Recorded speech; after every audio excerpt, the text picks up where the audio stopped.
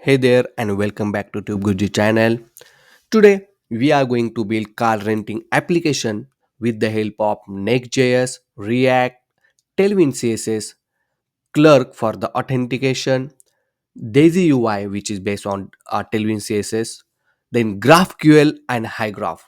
And all of this, whatever the technology we are going to use, is completely free to use. Okay, so before talk about the technologies, let's walk through the application and let's see what we are going to build today. So with the help of Clerk, we added this authentication. Okay, so obviously once you launch on this particular page, uh, you will you need to sign in with the Gmail, and then you will land on this beautiful page. Then if you see right at the top, you have a beautiful logo, the navigation bar, and this per user profile image as well. Then we have this beautiful hero section we added. Okay, this beautiful image and everything. Then we have this beautiful search bar where you can search with the location and date, whatever. Then if you scroll down, you will see a bunch of different types of cars available for the renting. Okay, so this beautiful styling, everything we are going to use Tailwind CSS for this one. Okay, and with the help of Next.js, we are going to build this complete application responsive as well. Even though you can even filter this out with the help of filter options. You will see the brand, you will see the pricing, and on depends on that you can filter out this particular car listing as well. Now if you want to book these cars, you can just hover on this one and you'll see beautiful um, UI is going to change, depends on you hover on the particular car. Now you just need to open any of this car which you want to rent it out, and once you rent it out, right, you can see the car's information, everything regarding the form which you need to fill. You will see the pickup location, the available store nearby you. Then you can just fill out the form, and on the submit, we gonna store this information on the HyGraph. So we are going to use this HyGraph to manage our content. It's similar like a Sanity, but it's more advanced, and with the help of GraphQL, we are gonna build this or integrate this HyGraph in our application. Okay, and very easy way I'm going to tell you. Also we are going to use reuse our components so that you don't need to write this code again and again, and that I will tell you how to do it and how to implement it. Okay, so guys, this complete application we are going to build with the help of Next.js 13, the app router, and the Tailwind CSS, Clerk, HyGraph, GraphQL, and a lot of different things. Okay, so before doing any further delay, press like buttons, press subscribe buttons, and watch this complete video.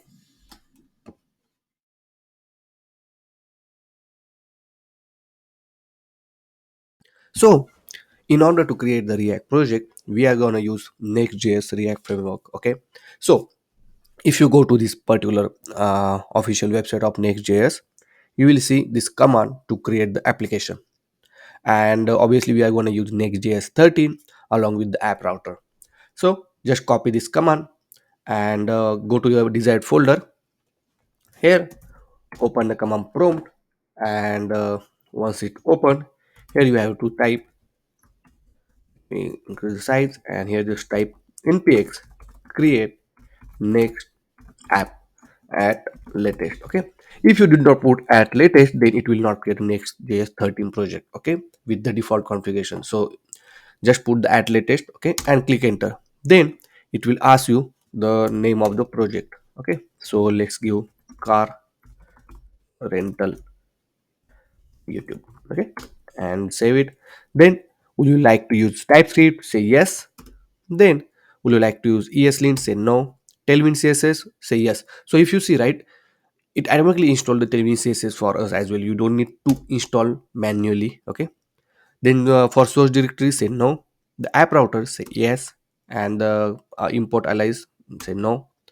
And then it will install all the requirement dependencies like React DOM, Next, TypeScript, Tailwind CSS, and everything. Okay, so we'll wait for a few seconds, and once it install, then we will open the project. So if you see, our project is get created, and let's go to the project now. Okay, so you can open the project like just typing code space car rental YouTube. Okay, and then it will open the VS Code project. Okay, so it's open here like this. So everything is here. Okay, and your project is open in VS Code along with all the files and everything.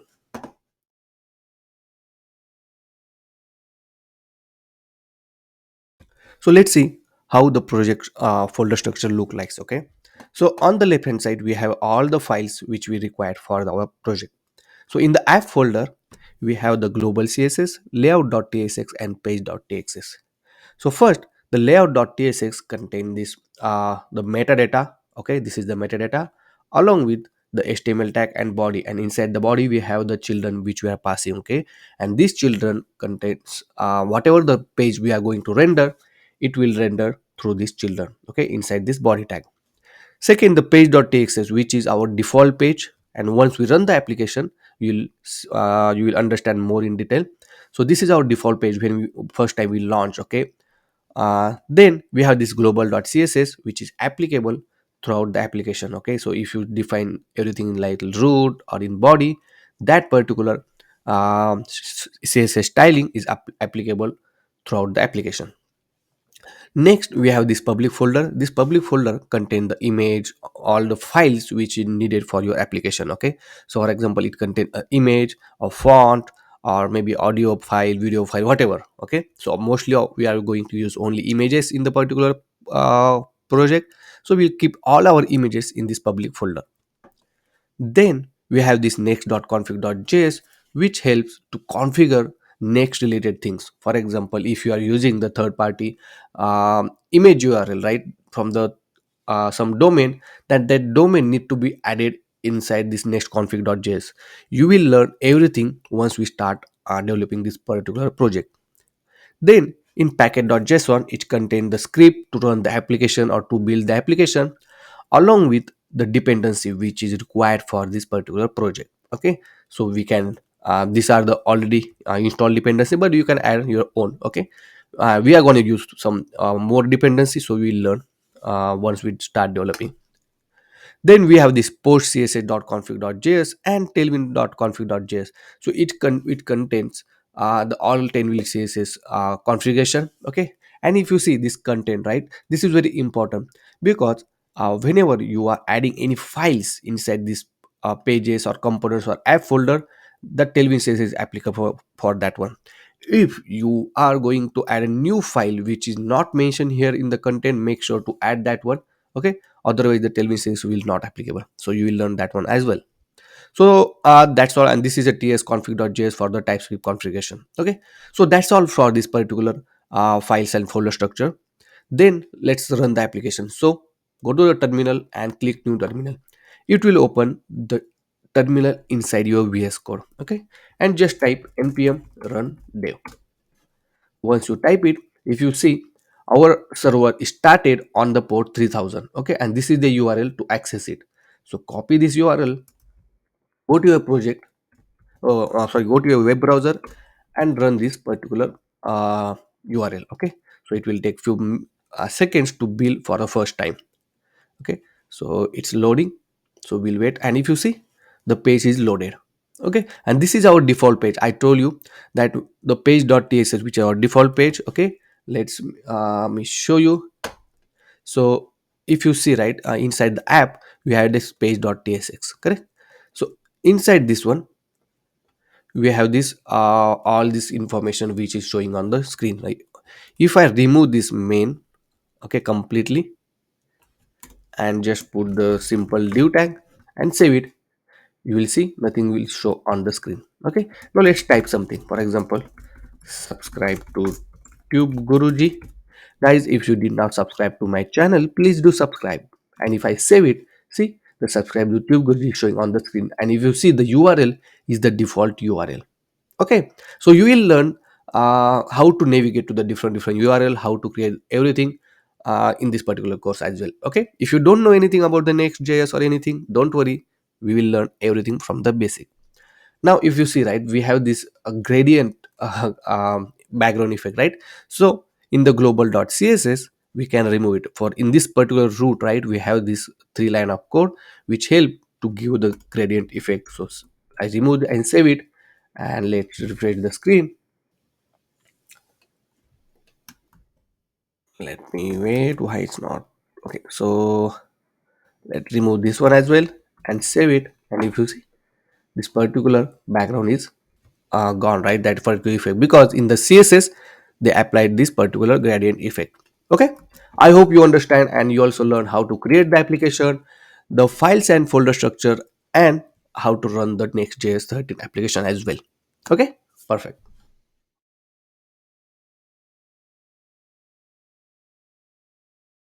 Now next we are going to use a Clerk to add the authentication for our application.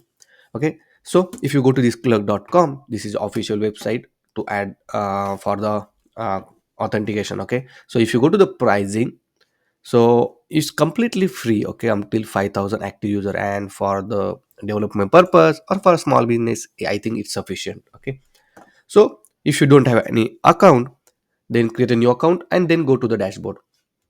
Here you can create a new application. Okay, and then inside the API keys you will find this API key for you. Okay, so as simple as that. Now just search for Next.js Clerk. Okay, and here it get started with Next.js documentation. Here it help us step by step how to install the Clerk and how to set up the environment for this Clerk authentication. So first of all, let's copy this command to install this Clerk for in our application. Okay, so I will open here. Okay, and inside a terminal, add new terminal and just add this command.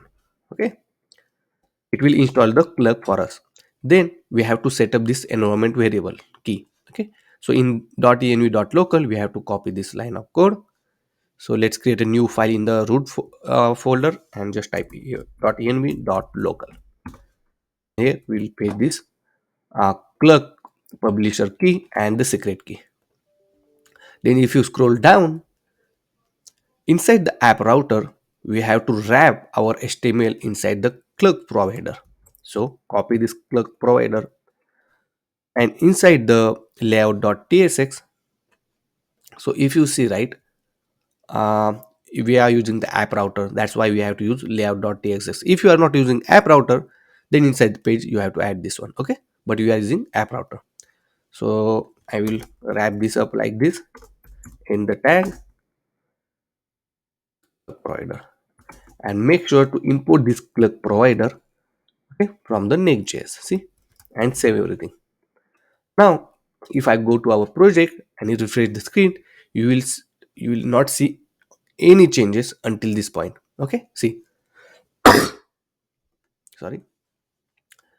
Then next step is, if you scroll down, we have to protect your application. So we have to add the middleware.ts file, and this content we have to add it. So in the inside the root folder, you have to create a new folder called middleware.ts. I think it's a ts, yeah, and then copy this line of code. So I will copy it here like this and save it. Next, now we can build our own sign in and sign up page. Okay, so for this one we have to follow this all these steps. Okay, but if you want to use their the Clerk sign in sign out page, that also you can build it. Okay, so in this particular course we will learn directly how to use it instead of using our own pages. Okay, second thing, if you want to build your own pages and how to set up, right, you can watch my previous video. Okay, this video, and then here you can learn how to build your own sign in and sign up page for a Clerk authentication. So now here, what we can do in simple way, we can implement the Clerk. So first of all, if the user is sign in, then we will show this children. Okay, so for that one, just type sign in. See, and this is importing from the Clerk Next.js. Okay, and inside that you can show these children. So what does it means? That once the user is sign in, then it will show this children page. Okay, if user is sign out, okay, so we'll add the sign out. Okay, If user is sign out, then we want to show the sign in page.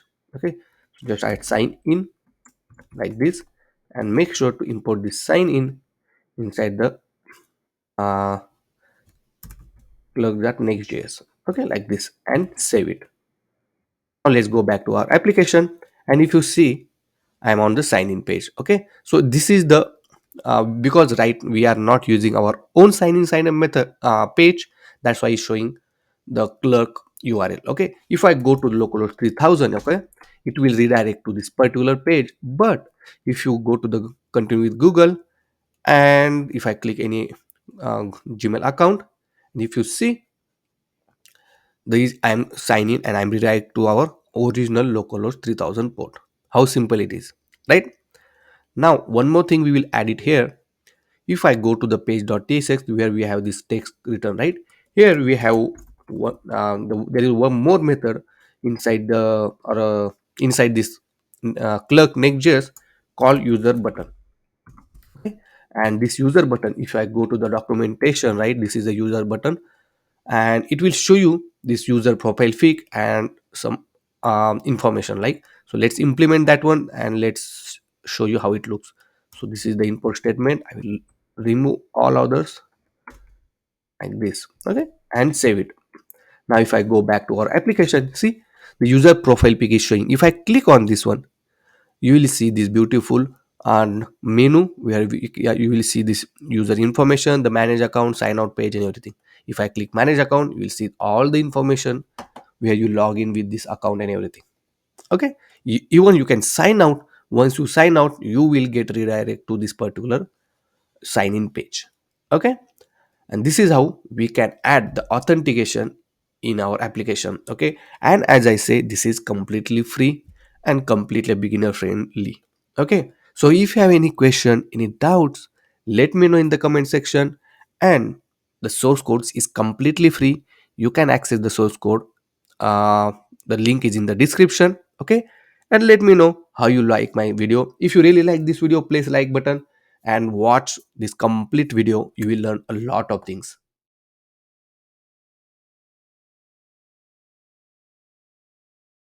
Now we will add the navigation bar.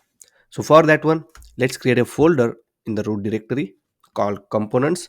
And as I told you, right, we have to make sure the name should be like these components. Otherwise, the Tailwind CSS will not gonna work. Okay, create a new folder called components, and inside this component folder, we have to create a file called navbar.tsx.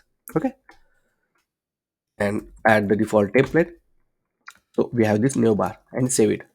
Now this navbar we will add it inside the public folder, sorry, inside the page layout.tsx. Okay, so inside in sign in page. So here we will add it navbar like this. Okay, and make sure to import this navbar and save everything. Make sure it's running, is showing the on the screen. See, the navbar is showing on the screen. Okay, so let me give this side by side. Okay, now inside the navbar.tsx, navbar. Okay, here we will implement the code. So first thing, we're gonna show the logo of our website.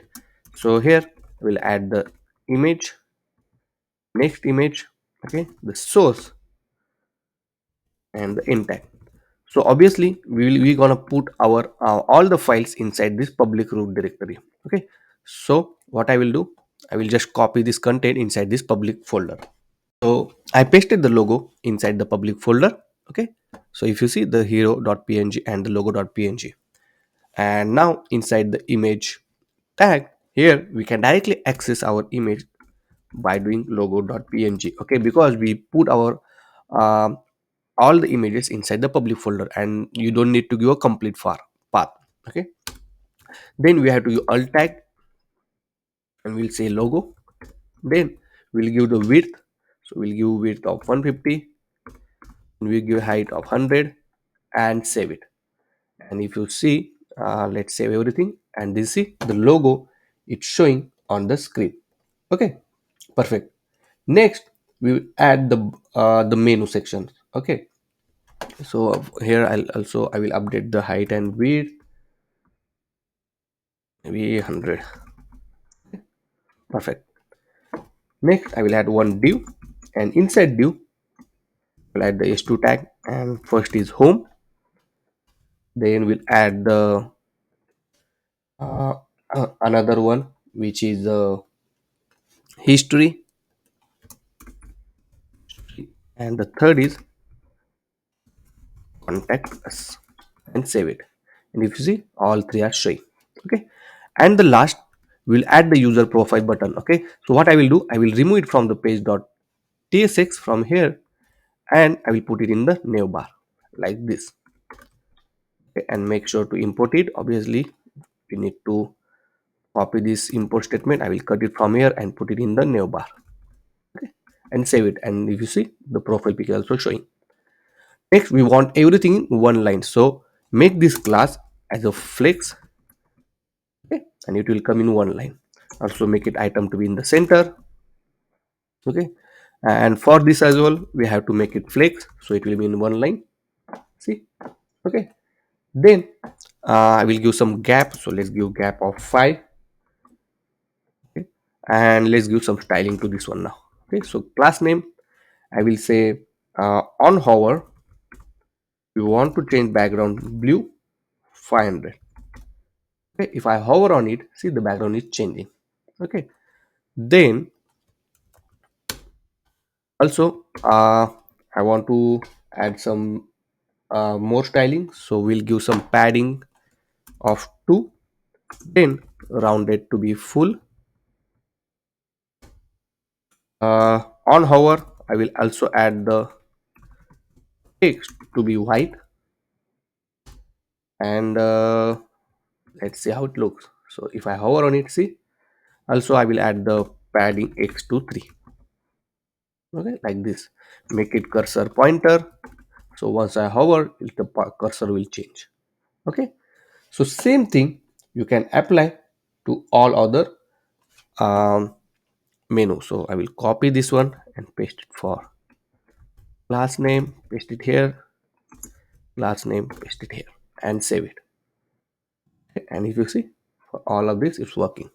Okay, now what we can do, one thing also we want is when the screen size is smaller, we don't want to show this menu, so we can just say initially hidden.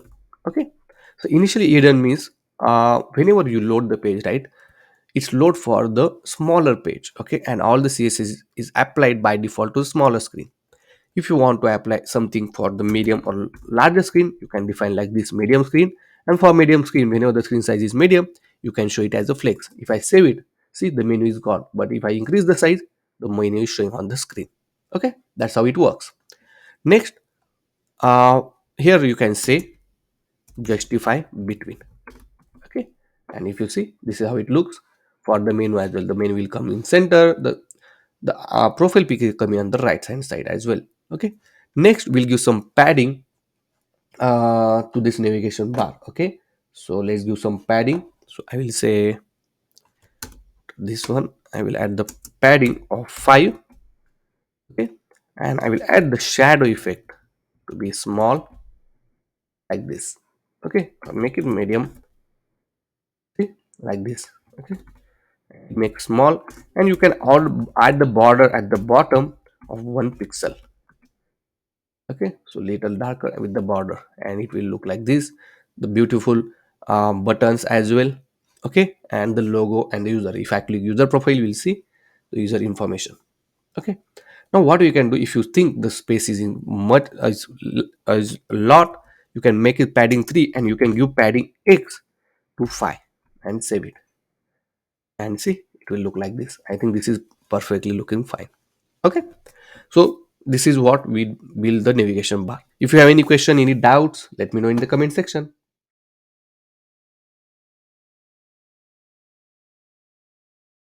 Now let's implement the hero section. So let's go to our application, and let me get back like this. So here I will create a new folder inside the component folder called home. Okay, so all home related components will come in this particular folder. So inside that I will get hero.tsx, okay, and add the default template.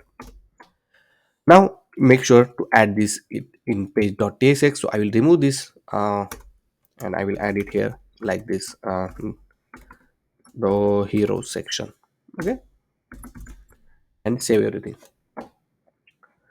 Right now if you see, right, unsupported server components, that error is coming because we need to make sure that this component is a client. So to make it client, you have to write use client at the top like this. And if I save it, so it's saying you likely to forget export your component. Okay, so make sure to save everything, okay. And if you see, the hero component is showing on the screen now, okay, perfect. So make sure whenever you want to make it the client, you have to write use client at the top, okay. Next, what I will do, for this page I will give some padding here, okay. So class name will give some padding of 5, okay. Then when the screen size is smaller, I will give padding x to 10, and when the screen size is medium, I will give padding x to 20 and save it, okay. So it will look like this, but if I increase the screen size, it will give more padding. Next, let's go back to our hero section, and inside this one we'll add the title and the image, okay. So I will add one div, and there is another div for the image, okay. And for this one I will make it grid, okay. And when the screen size is smaller, we can make grid calls 1, and when the screen size is medium or larger, we can make medium, and we can make grid calls 2 like this, okay, and save it. Now if I see text, I will add it here like this, and image at the right hand side. If I save it, right now the screen is smaller, that's why text is coming up and image down. If I increase the screen size, see the text and image coming like this. Perfect, that's what we wanted. Now I already have the text and button, so I will just copy paste it here on the text area like this, okay. And if I save it, see it will look like this, okay. Next, I want to add the image. I also have an image in my public folder called hero.png, and I will paste it here like this. Make sure to import image from the next slash image, okay. And let's give it height and save it. And if you see, we got this particular image. If I increase the screen size, you will see the hero section and this one as well, okay. Perfect. If you have any question, any doubt, let me know in the comment section. And this is completely responsive. If you see, right, as soon as we convert it into smaller screen or mobile view, see, this will look like this. Okay, perfect. I hope you understand this one. The styling and everything is quite simple. Okay, and if you have any question, you can access my source code anytime. Okay, and depends on the screen size, I change this text or font size as well, okay. And also I added the button and I also give some styling to this one, okay. If you have any question related to the Tailwind CSS, anytime you can just search Tailwind CSS, go to the official website of the Tailwind CSS, okay. And here you can search anything. For example, if you want to search a border related information, right, so just click on search type border, and here you will find a lot of example. This is the particular class in the Tailwind CSS and responding CSS class, okay. So you just need to write this one, and you don't need to write this CSS big line of code, okay. I hope you understand this one, and if you have any question, any doubt, let me know in the comment section.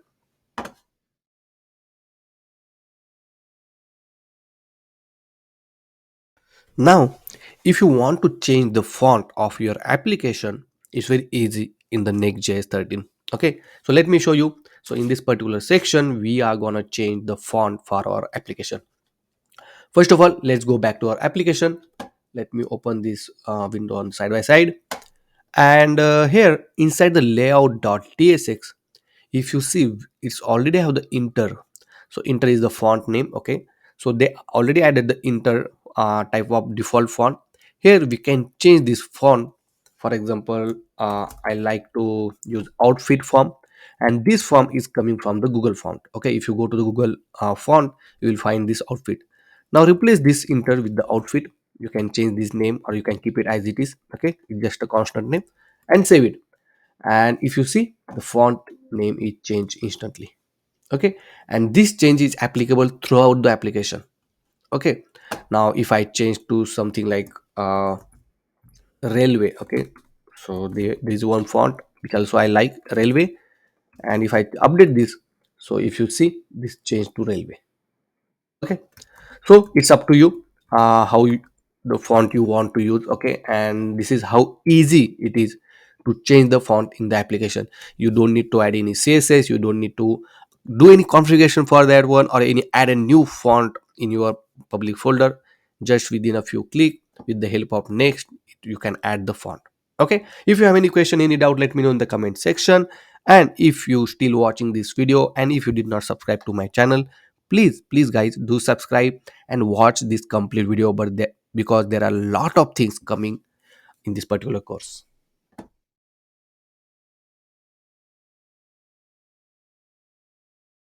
Now let's add the search input field here. Okay, so it's kind of search bar, and in that we will provide the location as well as date filter. Okay, so first of all, let's create a new component file inside this home. So let's create a new file called search input search input.tsx. Okay, and then add the default template rfc. It will add the default template for us. Okay, so if you're wondering how I'm going to add this default template by just typing a few words, right? So for that one, you have to add one extension in the VS Code called ES7 React, uh, this particular extension called ES7 plus React Redux React Native. Okay, and this will give you the default templates once you added just writing few words. Okay, also make sure to add the Tailwind CSS IntelliSense. Okay, so this a particular extension give you the suggestion when you are going to write the Tailwind CSS classes. Okay, this is very important, so make sure to add that one. Now inside the search input, let's add the text first. Okay, so here we will write h2 tag, and inside the h2 tag we will write let's search what you need as a text. Okay, so I will paste it here like this. Okay, and let's give some class name. Let's say text to be center, then we'll give text of 20 pixel. Okay, and I will make text of color gray 400 and save it. If I go back here, make sure it's not showing because we have to make sure that you will add that in search input in the page.tsx. Okay, so here you can add it like this and save it and save everything. Okay, if you see, the let's search what you need is showing on this screen. Next, in order to add the input, let me bring this on the left hand side.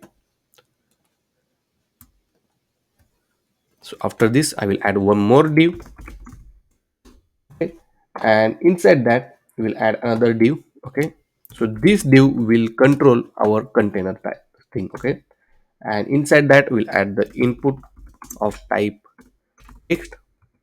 Okay, and let's add the placeholder as a location. Then we'll add some class name, so I will add padding of 2. Outline I need to be none, and background I will make the transparent. Okay, like this, and save it. And if you see, the location is showing on the screen. Also I will add the icons. So if you go here, right, let me search for the hero icons. Here you will find a bunch of different icon. Okay, so I want solid, you can select solid and just search the type of icon you want. Okay, if you see, we got the icon. Copy this svg, or you can copy jsx, whatever you want, and then just paste it here like this. Okay, so let me bring everything in format this one. Okay, like this, and save it. Now if I go back to application, it will look like this. Okay, so obviously I'm going to change color, so I will give you text gray 400.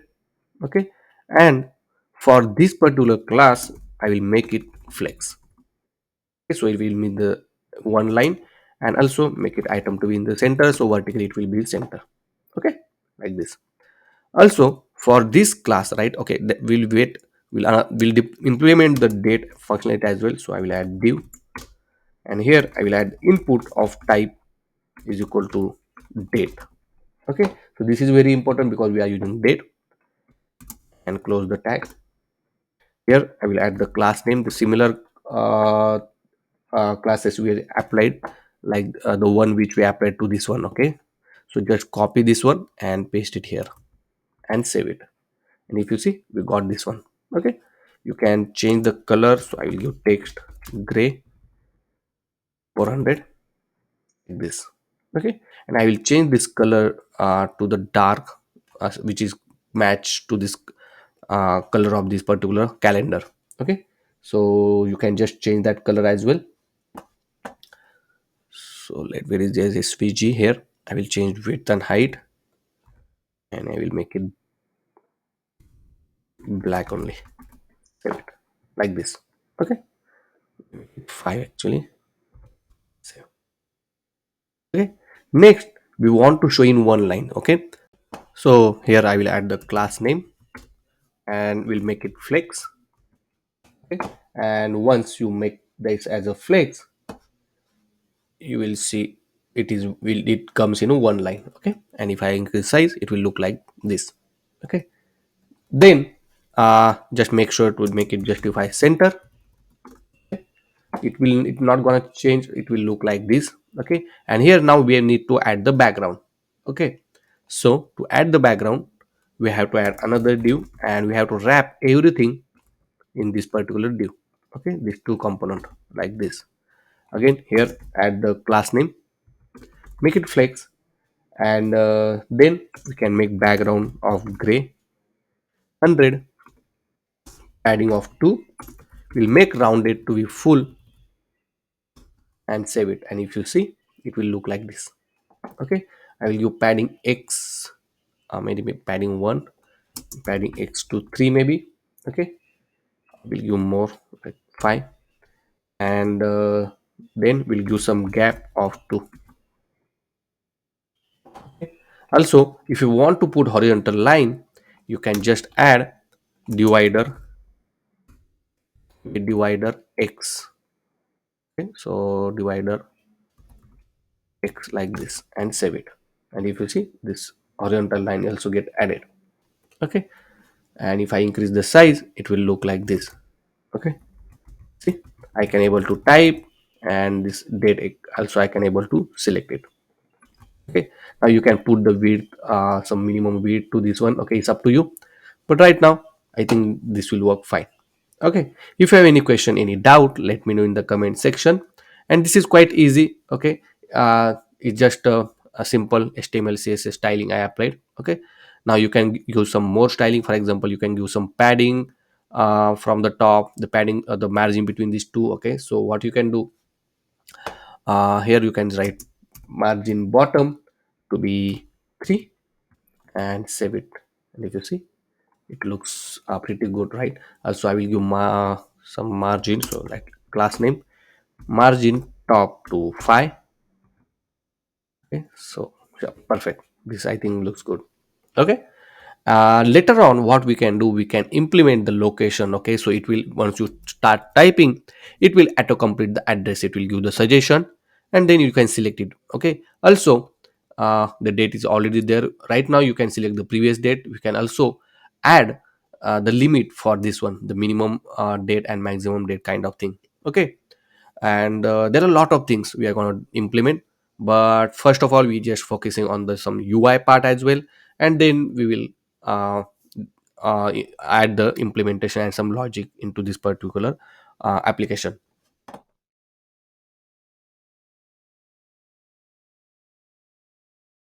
Now we're gonna add the catalog name and the filter option. So if you see this right here, if you see, we have this cars catalog as a text here, and then we have this, and the right hand side we have this filter option. Okay, so same thing we're gonna add. So first of all, let's add, we need to add one library, UI library called daisy UI.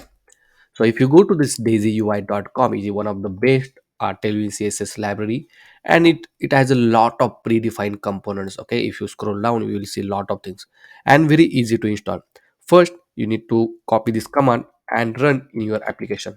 Okay, so let's increase the screen size, and here I will execute this command.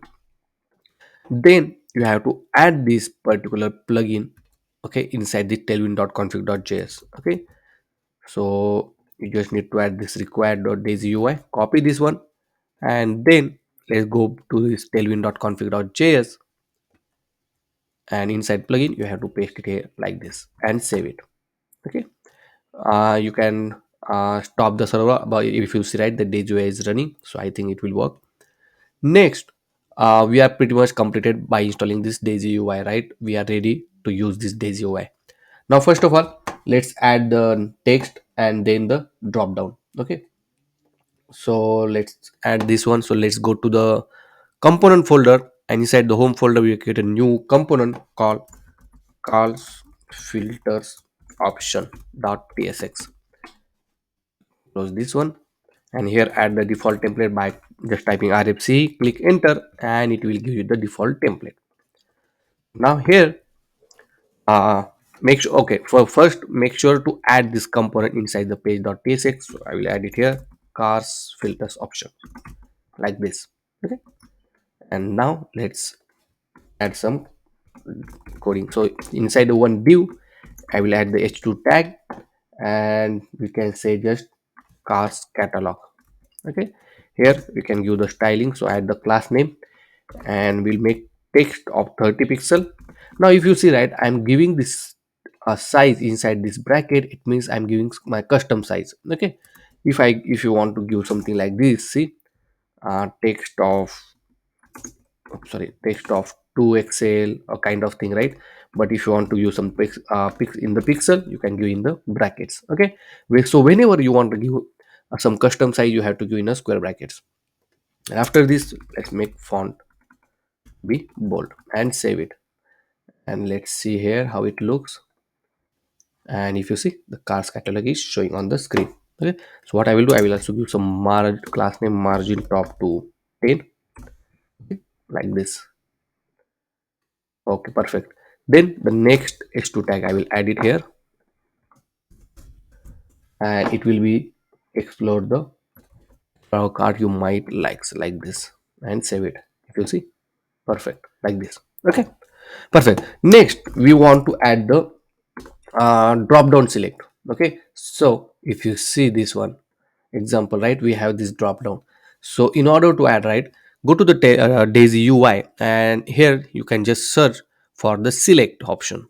Okay, and if you see right, this is what we wanted. You will see the lot of different example. Okay, see, so right now we want this kind of gray border and this menu, right?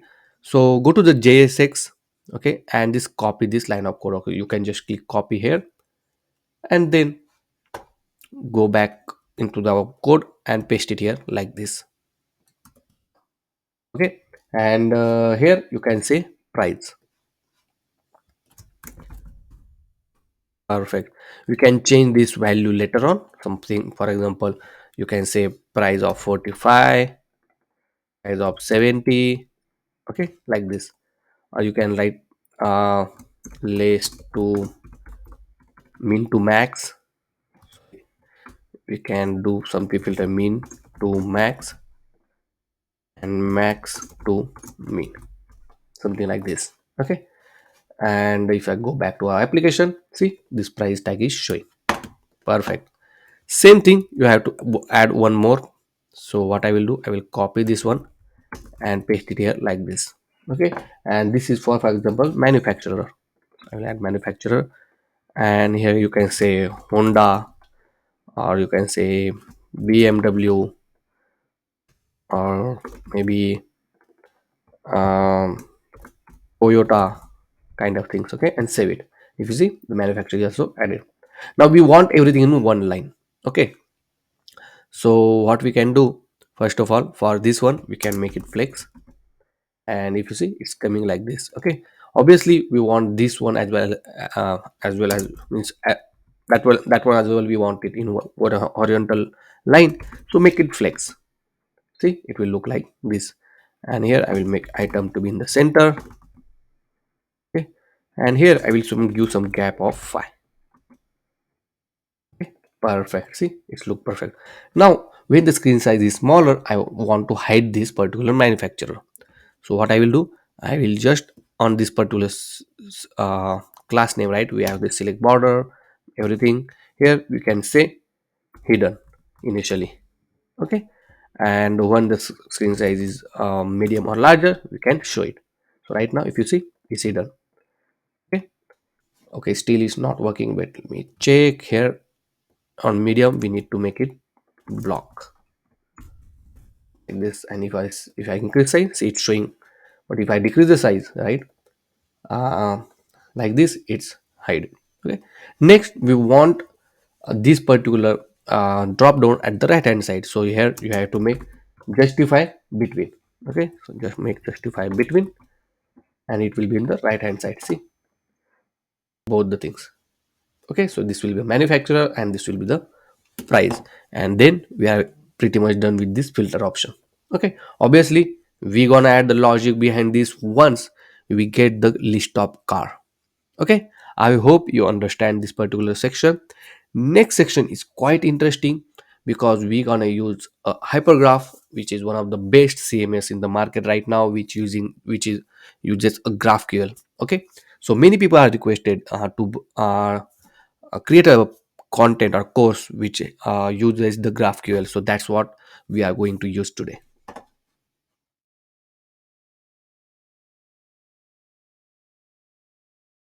So today we are going to use HyGraph CMS, which is one of the best GraphQL content management platform. Okay, if you know about the Strapi or Sanity, HyGraph is also a similar one. Okay, and but this HyGraph will provide a very efficient way to handle our content management. Okay, so first thing, if you go to this highgraph.com, you will land on this official website. Okay, and if you want to know the pricing, let's go to the pricing and let's see.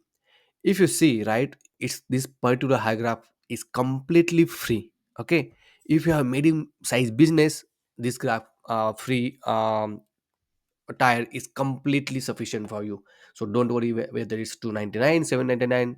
Don't worry, I'm telling you it's completely free. Okay, and this is very sufficient for you if you are going to develop something, or you are a developer, or you are a freelancer, or you want to run a small business. This is perfect for you.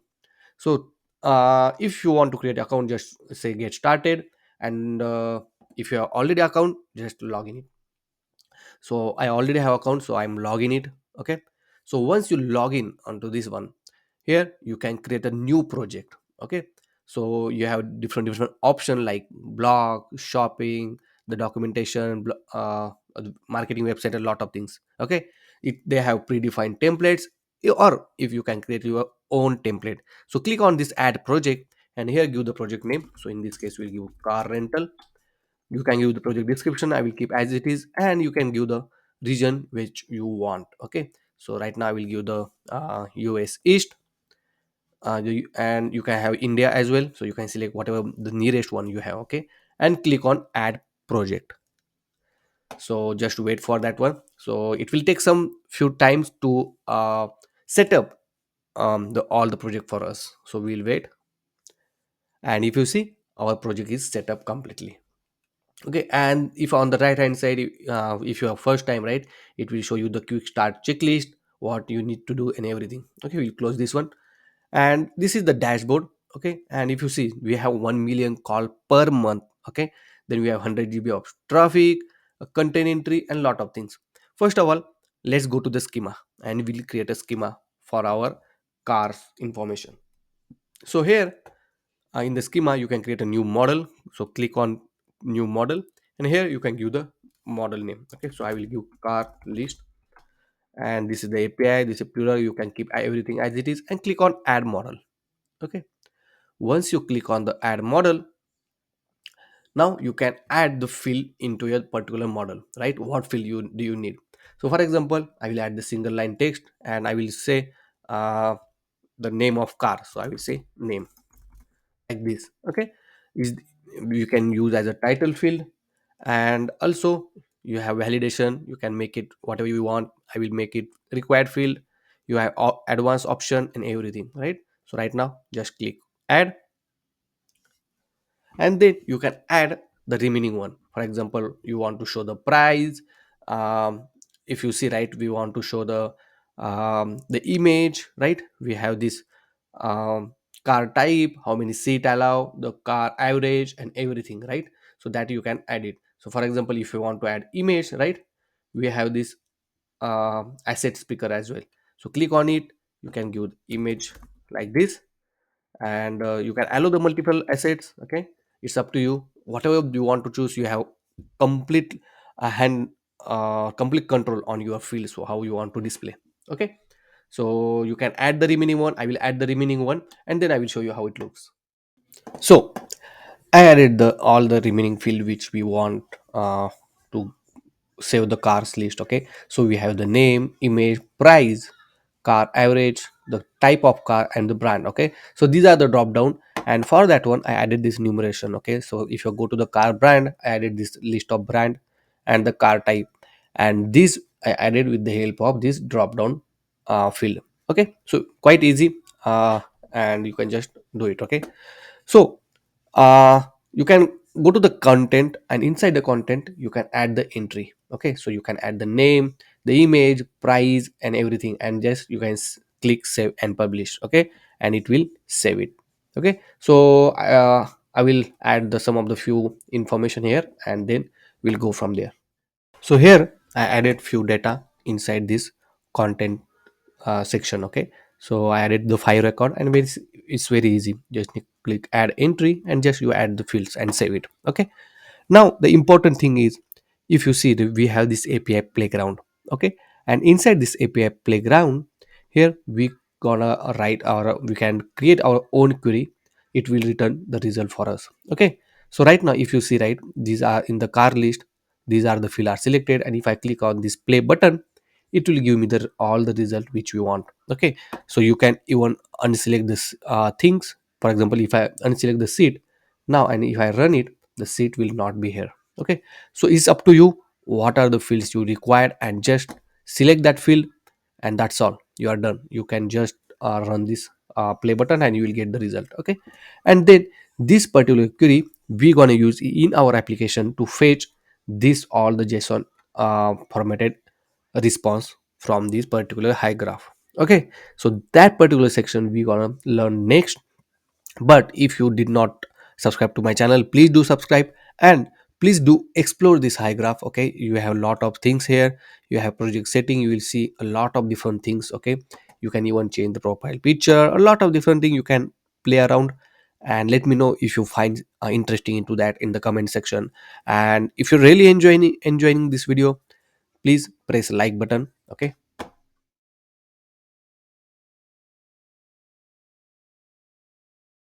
so now in order to fetch this particular information from the GraphQL, first of all we need this GraphQL hyphen request dependency. And here this is how you can install. Just copy this command, and then go to your project and install this particular dependency. Okay, so I will paste it here like this and enter it. Then this is how we can use it. Right here, you just need to pass the query which we have in this particular high graph, and then we'll get the response. Okay, so we'll implement it in our application. So first of all, let's go back to our project, and inside here we'll create a new folder in the root directory which called services, and inside that we'll create a new folder, a new file, sorry, called index.tsx. Okay, so inside index.tsx, we will uh, add the one method which will get the all the car list. Okay, so here I will write export constant. We'll say get cars list, and then uh, this is the arrow function. Okay, so this method will be async. Okay, and inside here we need to write the query first. Okay, so we'll write query, and is equal to, we have to write GQL. Okay, and then this particular is need to be GQL GraphQL, and then inside this particular code we need to write our query. So what you have to do, go to this HyGraph, and inside the API playground, right, we already have this particular query, right, and if you run this one you will find the response as well, right, and that's what we needed. So copy this query, go back to our application, and here just paste it here like this. Okay, perfect. Next, you just need to call the request method. So here what I will do, constant result, I'll get the result inside this result, and then await request. Okay, and make sure this request is coming not from this HTTP, but this request is coming from the GraphQL request. Okay, see, GraphQL request, make sure this is very important. Inside this one we have to pass the URL first, and then the query. So this is the query, right, so that way we'll pass it like this. Okay, but right now what is our API endpoint, which is nothing but the URL. Okay, so if you go back to this Hive graph, inside the project setting you will find this environments section, right. Inside this environment folder we'll find the master environment, right, this particular URL. Copy this URL. Okay, so I copy this URL and then paste it here like this. Okay, perfect, that's all. Okay, now here we just need to return the result. So write return result and save it. Okay, so if you see, we have one error. So it what is saying, the cannot find name GQL. Okay, so we have to import this GQL as well. So here you have to write GQL like this. Okay, perfect. You can refer this documentation of this GraphQL request. Okay, it mention everything. Now once we do this, right, we our API endpoint is ready. Okay, so let's use this one now. So inside the page.tsx we will call it here. Okay, inside here we will call console. Sorry, I will add one method, constant get car list. Okay, is equal to async arrow function like this. Okay, and here we can call constant result is equal to, we have to call this particular service, right, so which is from index.tsx. So you can just call the get cars list. See, this get car list is from at the rate service. Okay, like this, and it need to be await. So let's await like this. Okay, and then print the result. So I will console it the result. Okay, obviously you need to call this method in use effect. If you don't know about the use effect, so use effect is a React hook, and it will execute for every instance. Okay, and so once you define it, if you define it like this, it will keep executing for every instance and infinite time, right. To avoid this, and you want to execute only once when the component is load, you have to pass the empty array like this. Okay, and then save it. Now here we will call this method, so get car list, and then save it. Okay, now if you go back to our application, so if we got one error, okay, we'll see what's the error and console. So if you see, right, we got this error that uh not allowed error, something like this, right, the particular API endpoint is not working. The reason is, in the GraphQL, right, in the environment we use this particular URL, right, but if you go to this API access, and if you scroll down, you have this section called content permission. Here you have to initialize the default. Okay, so just click yes, initialize the default. So what it will do, it will give the permission for our contents. Okay, now if you see, we got the all models to be read permissions. Perfect, that's what we wanted.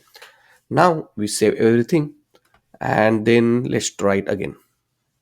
And if you see, the error is not there anymore. Let's see in the console. So if you see in the console, right, just ignore this above error, this is different error. But if you see in the console, in the page number in the page.tsx file line number 55, we got the car list. See, the 5 car list, we got it with the all the details which we wanted. See how easy it is, right? You don't need to write any API code for it, or you don't need to write any express API code or backend code. It's simply with the help of GraphQL, you got the result. Now this car list we gonna use to display the list of car like this. So if you see like this, we're gonna display everything, all the cars. We are beautifully designing this cards, component and everything. Okay, you will learn everything. So continue watching this video, and if you have any question, let me know in the comment section. And I hopefully you understand how to get this result from the GraphQL with the help of HyGraph. Okay, so this is how simple it is to fetch the data. Now we will store this cars list in one state so that we can pass it to the component. So what I will do, I will write constant. Here will cars list comma set cars list is equal to use state. Okay, is of type any, and we'll pass the empty array like this. And here you can just pass the cars list. Obviously in the result, if you see right in the result, we have another field called cars list. We only want this item, so I will result dot cars list like this. Okay, and that's all. So here if you see right, we got that error because uh, we need to make this result of type any. Okay, and now see the error gone. Perfect. Now we set the car list and we have the car seat information. Now that car list will pass to our new components that we are going to create next.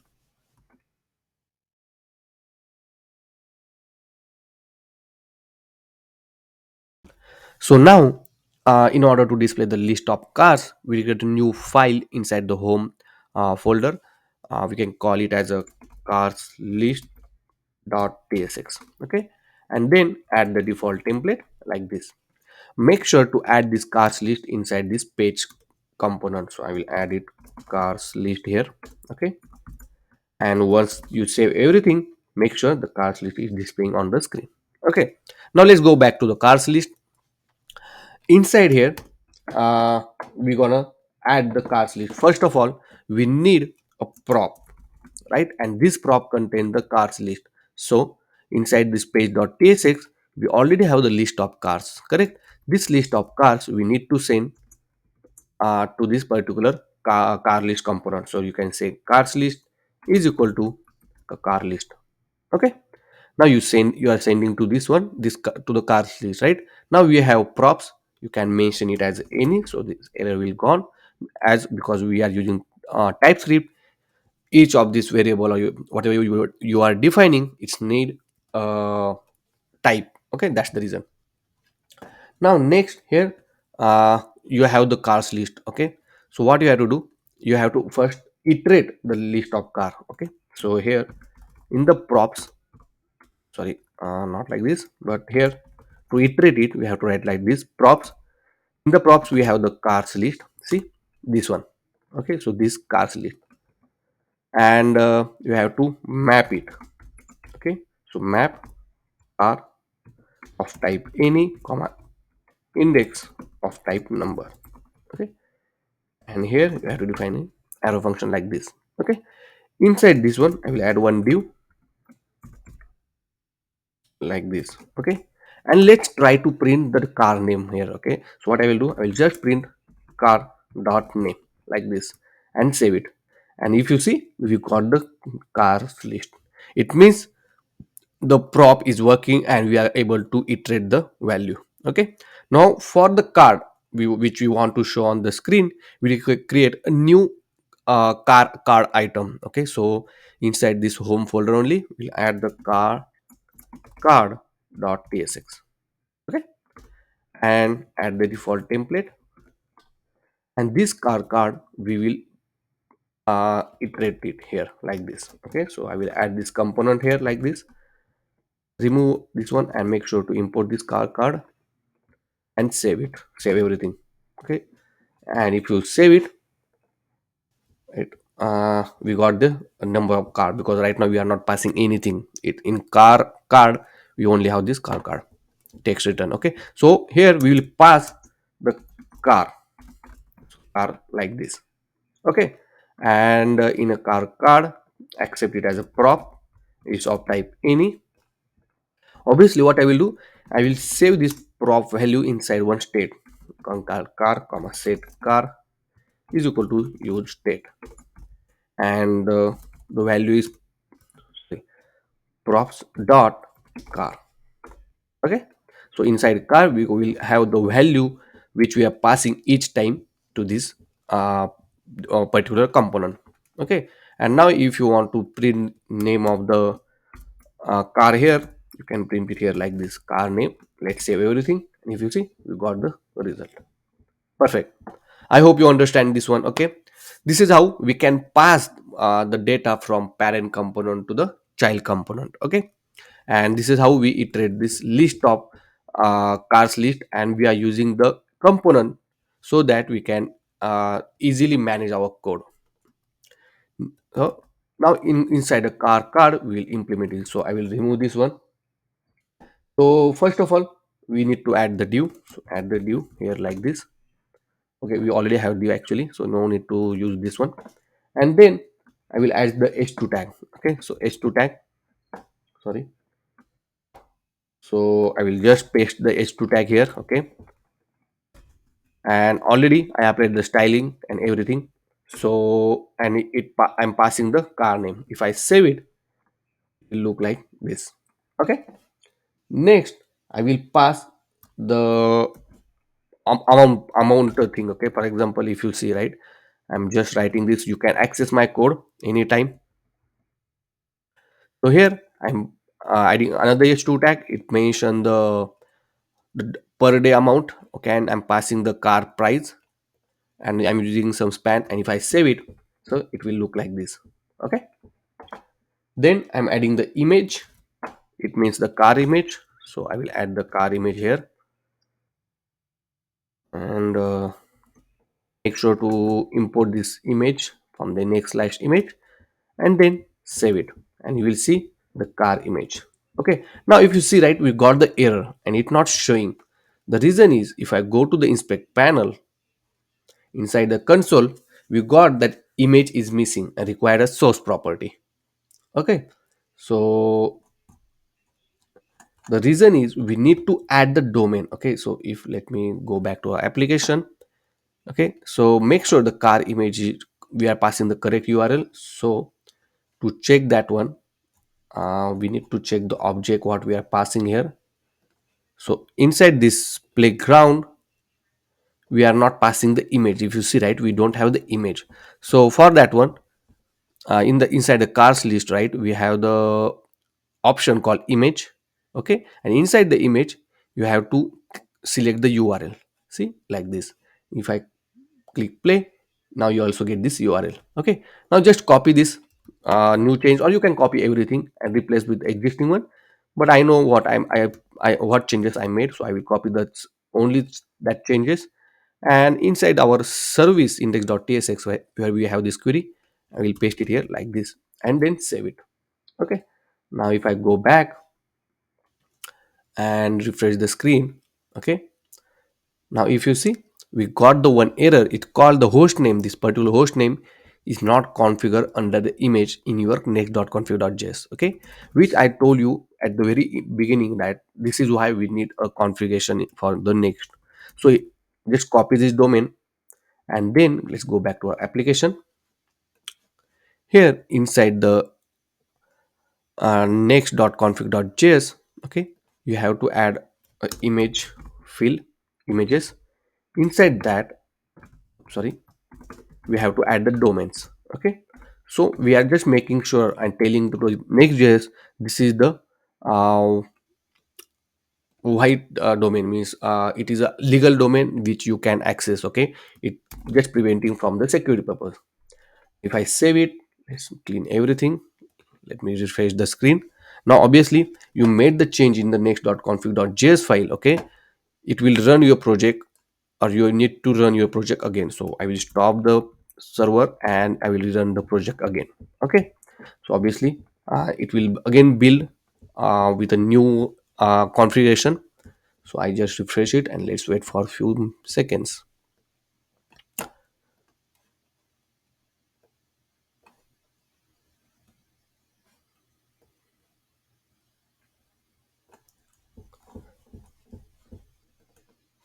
So if you see, right, our project is loaded, and if you see, our cars list also showing on the screen beautifully. Okay, I hope you understand this particular section, how we uh, add the domains in the next.config.js. Okay, in order to show the images from the URL. Next, let's go back to our car card here. Okay, we gonna add the some more value. For example, we're gonna add this one. Okay, and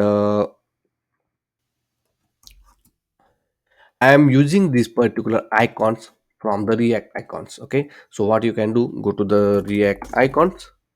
Okay, so, I'm using a multiple times in my previous course as well. So copy this React icon dependency and then paste it in your terminal. Okay, like this,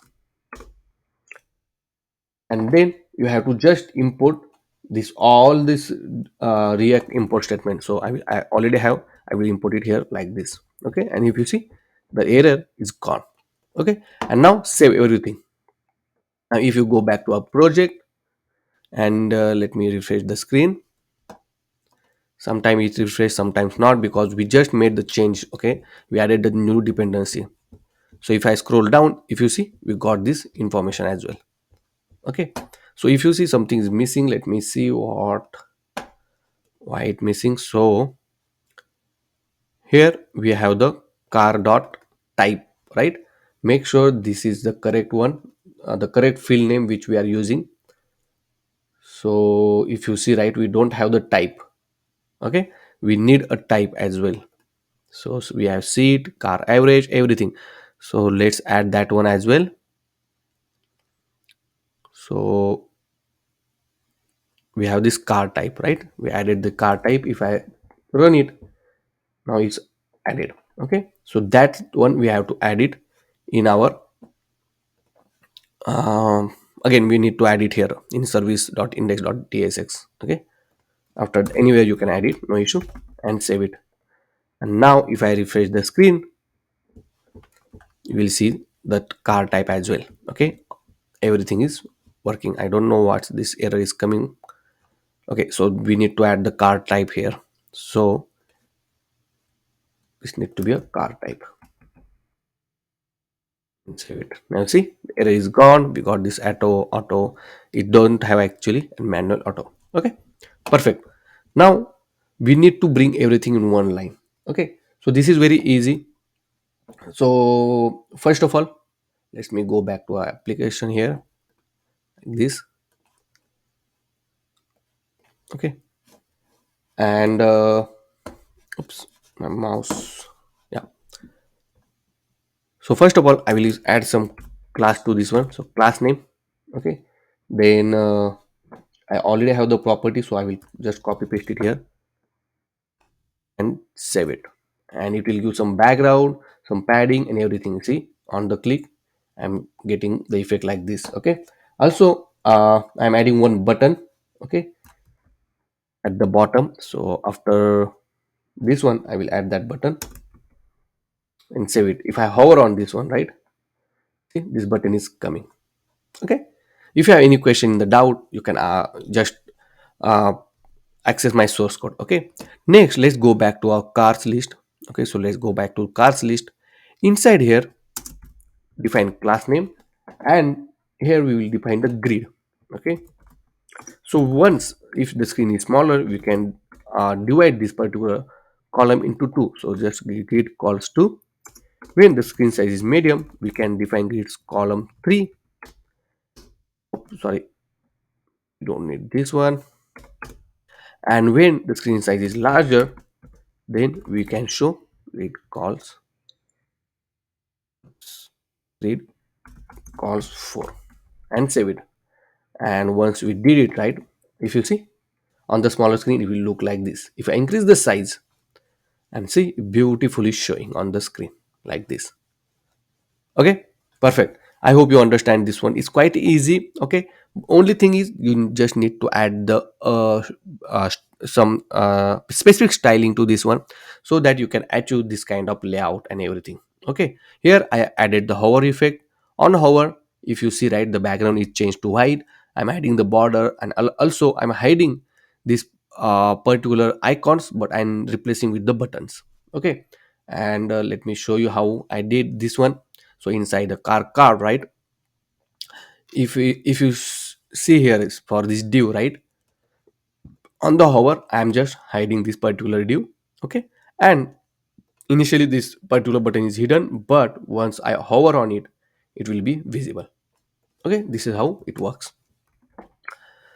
So I hope, hopefully you will understand this one, understand this. And if you have any question, let me know in the comment section, and anytime you can access my source code.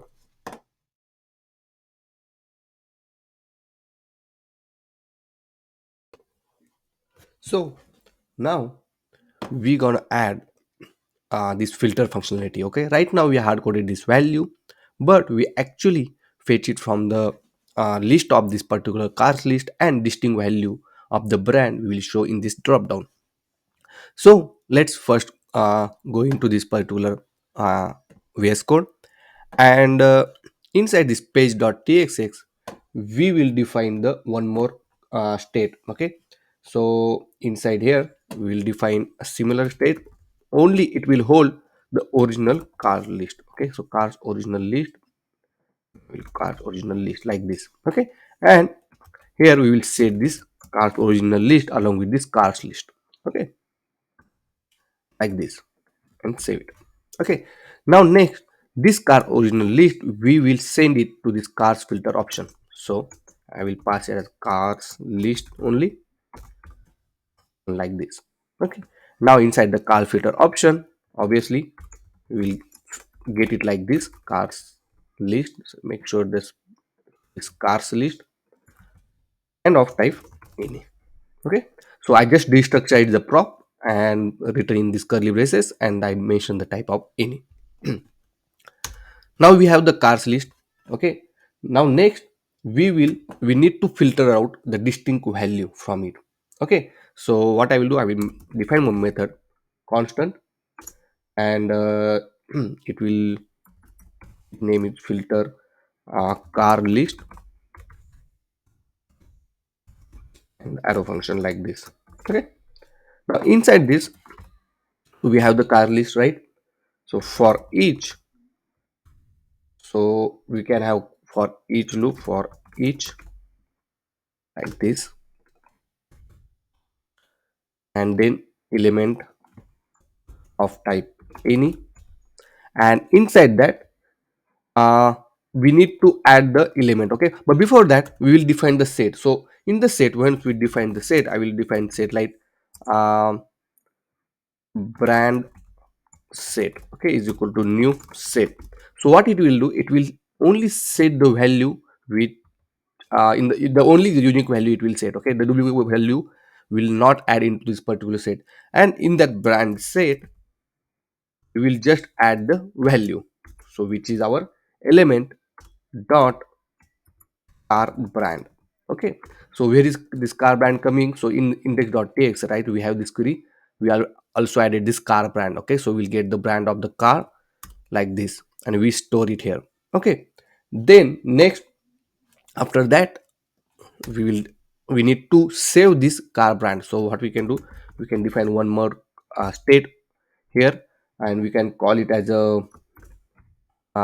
brand list, comma set brand list is equal to use state of type any, and the arrow function. Okay, and here we'll define the set brand list, and then we will set the brand list. Right now it is in the set, right? So we need to convert it into array. So array from, and then we have to pass this brand set.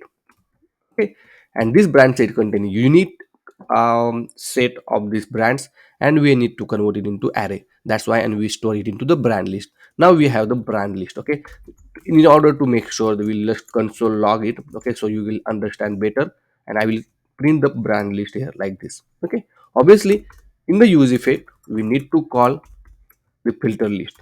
Okay, so here what I will do, I will pass this cars list. So whenever the cars list is available, okay, or will whenever cars list change, I will update this use effect. Okay, so I will add the cars list. If condition, if car list is there, then only execute this particular filter car list method and save everything. Now let's go back to our application. Go to the inspect panel in the console, and if you see right in the car filter option, we have set, and these are the unique brand which we are getting from the server. So Honda, Mazda, BMW, Lexus, right? Now this value we have to set inside this particular drop down, right? Because right now we hard coded this value, see. Okay, so I will just remove this two. Okay, and in the for loop, obviously we have to use for loop here.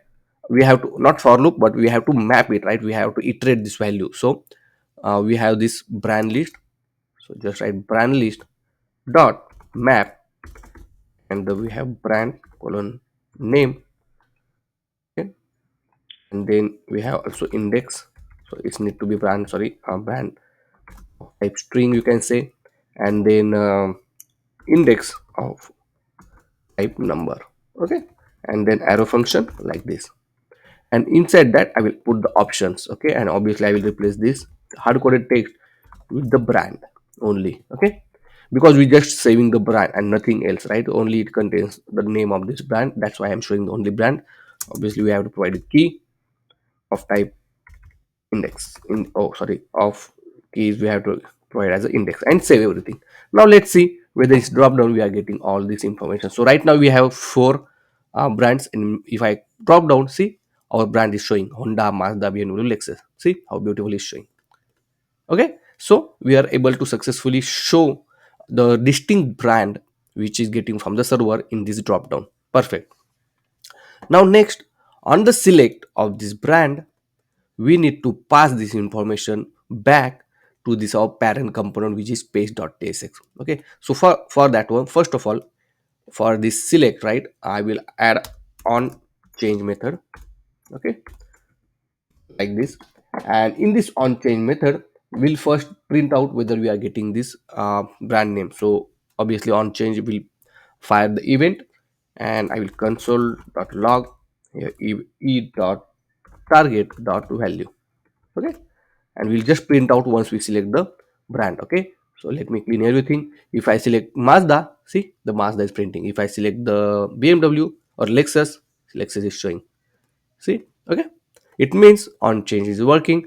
Now what we need to do, instead of this console, I will remove this console log, and we will set the brand like this. Okay, and then this method we have to pass back to the parent. So obviously once you set this value like this, we have to pass it inside this destructurized prop like this. Okay, and if you see the set brand is there, and the error is also gone. Now obviously in subpage.tsx we have to accept it here. Okay, so what we can do, we can print it out here just to make sure that it's working. Okay, so set brand, we have the value, and I will just console.log value. Okay, obviously you have to provide the value of type string and save everything. Now let's see in everything. If I select Honda, see Honda is printing, and it's printing in page.tsx file at the line 28, which is this one. See the page.tsx line 28. It means we are able to successfully pass data from child component to this parent component. Okay, now what we need to do, we will create a new method called constant filter car list. Okay, like this, and here we will pass the brand, okay, of type string.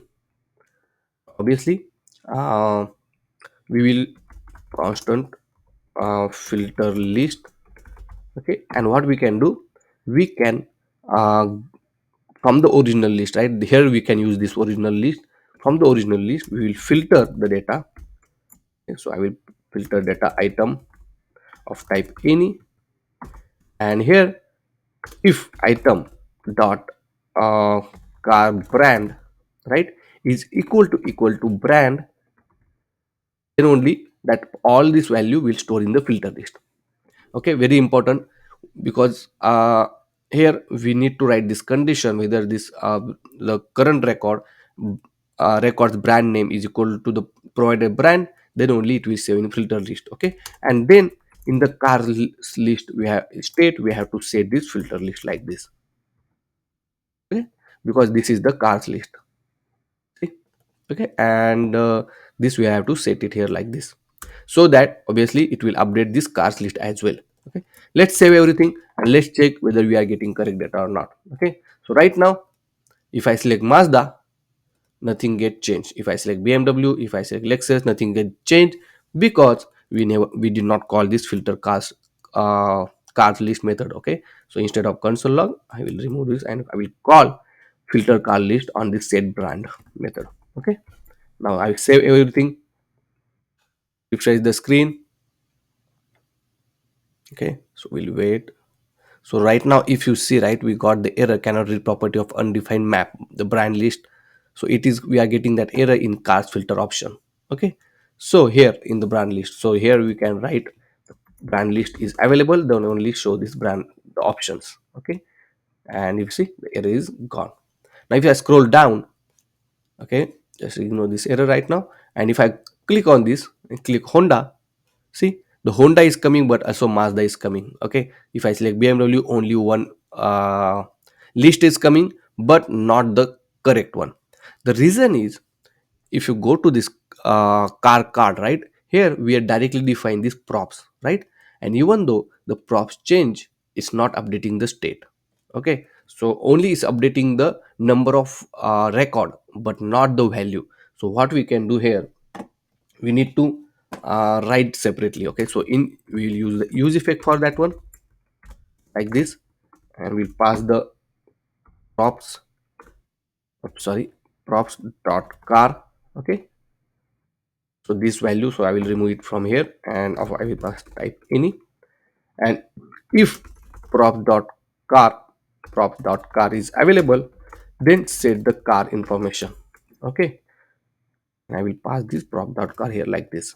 Okay, also we have to make sure it's optional field. Okay, or else you can just pass it like props.car is available. For example, if you pass, let's see, sorry, the car and okay, and let's save everything and let's see whether we are getting correct result. Right now if BMW is selected, BMW is coming. If I select Honda, see, two cars of Honda is coming. If I select the Lexus is coming. Okay, so means it works, our filter option is working fine now. I hope you understand this particular functionality. And now we need to implement same kind of functionality for this particular price. Okay, everything is similar except we need to inside the page.tsx, right, we use this condition here, if the brand change, right. In this case we need to order by ascending or descending, depends on the price. Okay, so try it out and let me know if you have any question, and anytime you can access my source code. So here I also implemented this min to max. Okay, so if I click on max to min, see, is coming from the maximum first and the minimum last, and if I do the reverse, the min to max, the minimum will come first and the maximum will go last. So it's quite easy. Okay, let me show you the code how I did it. So same thing, uh, in the cars filter option, right, i, I added this on change method to this pricing filter list. Okay, which I call as a order car list, and passing back to the parent component. Inside the parent component I added another method. Okay, and this logic will help to filter it out on the depending on the ascending order or descending order. Okay, one more thing, I passes here value as a -1 and 1 instead of this complete value. Okay, so this help me uh, oh sorry, where is page.txt, yeah, this help me to check if the order is -1, which is a minimum to max, then I'm applying this logic, otherwise this one. Okay, quite easy, you can check it out in the source code if you stuck anywhere. Okay, and let me know in the comment section if you really like this video, press like button, and if you did not subscribe to my channel, please do subscribe. Okay, next we are going to implement on the click of this particular car selection, right? When you click on the rent now or anywhere, it will open the pop-up. It will show the car's information along with the form to fill out to book the particular car. Okay, so that we'll see in the next section.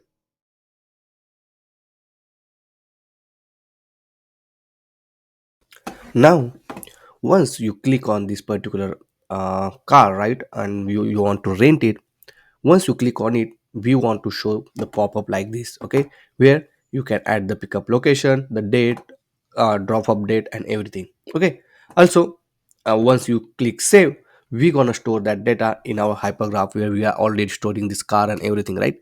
So that also we are looking into in this particular section. Also, we are going to show the location, the available location to pick up this car. That also we are going to show it. Okay, so let's do that now. So first thing, once you click on this, we need to open the model. So let's go to the Daisy UI, and inside here, okay, under this action category, we have this section option called model. Okay, go there, and if you see, right, you can see the example. If I click on this one, the model is opening. Okay, so similar kind of model we want to implement it. Okay, also we want the full width model, so we are going to use this particular code.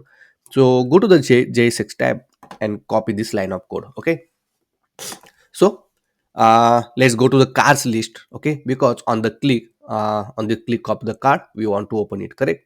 So I am here and I will paste this code like this. Okay, and if you see, right, this is on click method. So this particular method we have to call on the click of the car. Okay, so I will cut it from here, and on this div I will add the on click method. Okay, like this. Perfect. And then this is the model 4, so I will remove this particular code. And if you see, right, it's saying the window, we right now we are getting error. So what you have to do, we have to write as any. Okay, so what we are showing, the window is of type any, and the error is gone. Okay, and you can give the ID of models to some meaningful name, but right now I will keep it as it is.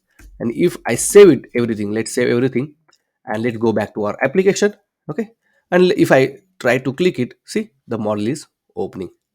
Okay, now only thing we need to do now, we need to replace this all the content with actual form and the this particular image. Okay, so what we can do, I will remove this form from here. Okay, and we'll create a new component. So inside the component folder, create a new folder called car booking.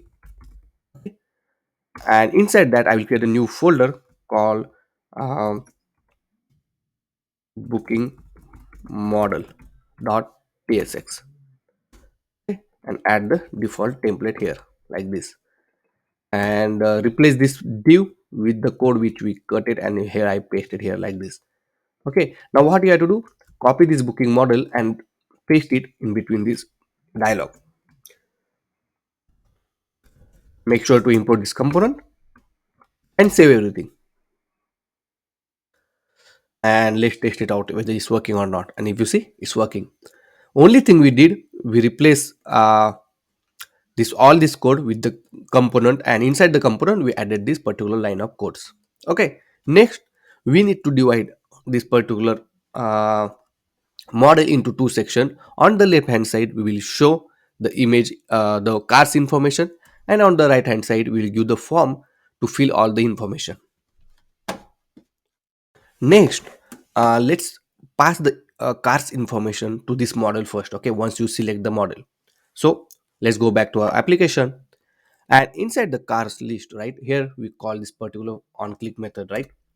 In the same on click method we will call another method to set the value for the car list. So before that, let's define the one state called selected car, set selected car to set the car's information is equal to use state, and is of type any, and pass the empty array for now. Now this selected car, we will call this inside this particular method. Okay, so on this on click we will call it. So obviously if you are calling multiple function or method, you have to wrap this in a curly braces, and then you have to call this method like this selected car, and inside that you have to pass this car item. Okay, like this. Now in selected car we have the car's information. This selected car we have to pass to this booking model. So here we'll pass as a selected car is equal to selected car, or just we can pass the cars, we can say car, and we pass selected car. Now inside the booking model here you have to accept as a prop. So I will, this structure is the prop, and I will pass it as a any. Okay, now we have the cars information. Okay, so what we will do, uh right now let's remove this all of this code, okay, from this form, and replace with the your own code. So right now what I will do, I will use the title. So inside the div, what I mentioned, I added this title h2 tag and just saying rent a car now. Okay, let's save everything and let's see how it looks now. If I click on this car, the rent car now is showing on the screen. Okay, now what we do, instead of writing the code to show the car's information, we gonna use the existing car. If you see, right, this existing model or existing component, we gonna use it. Okay, before that, I will undo this one. I want this line of code and I will remove only this code, and then I will replace with my new code like this. Okay, it's just simple styling with the applet from h3 tag. Okay, that's all. Next, I will add one div, and for this div I will divide the screen into two sections. Okay, so let's add the class name, and inside that I will add the grid. Okay, so when the screen size is smaller, we'll add the grid columns 1, and when the screen size is medium or larger, we'll add grid size columns 2. Okay, then inside that I will add two div. Obviously one is for the uh, car info, and another div is for a form. Okay, and let's save and see how it looks. If you see, car info and form. Next, let's add the component called car card. Okay, if you remember, we already have this car card component, and inside that we are just passing these props as a car. See, and it's already taking care of the all these things. We already have this cars object that we are going to pass. So we will pass as a car is equal to car. Okay, and save it. If I go back, see, the car is showing on the screen. So easy, right? Because we already have the component, and this is what uh, the usability of component we just implemented, right? We don't need to write any new code. Existing component we use it here as well, and just we pass the required information, and that's all. If you want to check for example the BMW X3, see, the BMW X3 is coming. If I have a Honda Civic, the Honda Civic is coming. Okay, perfect. I hope you understand this one. Okay, next we implement the form. So obviously I'm using this the Tailwind CSS Daisy UI form.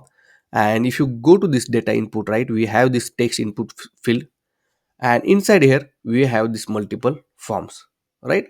So you can pick it one, and depends on your requirement you just paste it out. Okay, so I'm already have one. I will just copy it and paste it here. If you have any question, any doubt while implementing, you can access my source code anytime. Now let's create another component called form.tsx, and inside that we'll keep our form.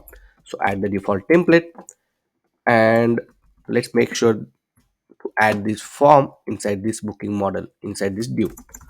Okay, form like this. Make sure the form is imported. Okay, and save it.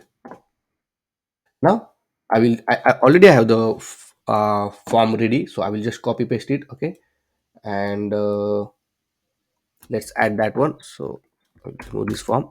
I will paste it here like this. Okay, it's simple form. As I told you, from the Daisy UI I implemented this, and save everything, and let's see how it looks. So this is our form. Let's open any model, and if you see, we have the pickup location, we have this pickup date, off date, drop off date, you can select the time and everything. Okay, now just this input, right, is I just providing the type of date and time, depending on the what you need it, right? Whether you want text or do you want the input of type date or time. Okay, and also for this location I am providing the select input field, right? So you can just we have this drop down, and you can just select the location which you want. Okay, now the next task is add this location into this drop down, right? So in the hypergraph, right, I created this new content called store location.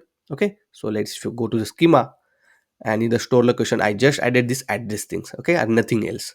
And in the content you can just add the store location whatever you want. Okay, and that's all, nothing much in this one. And this particular API we are gonna call so that we can show the store address in this particular drop down. If you have any question, any doubt, let me know in the comment section.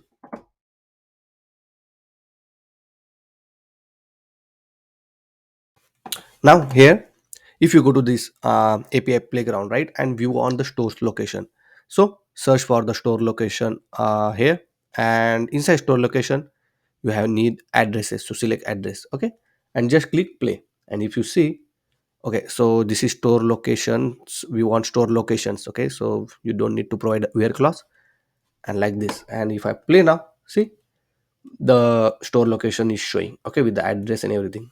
So this particular query we need to pass in our code. So inside the index.tsx under the service folder, we already have this get car list, right?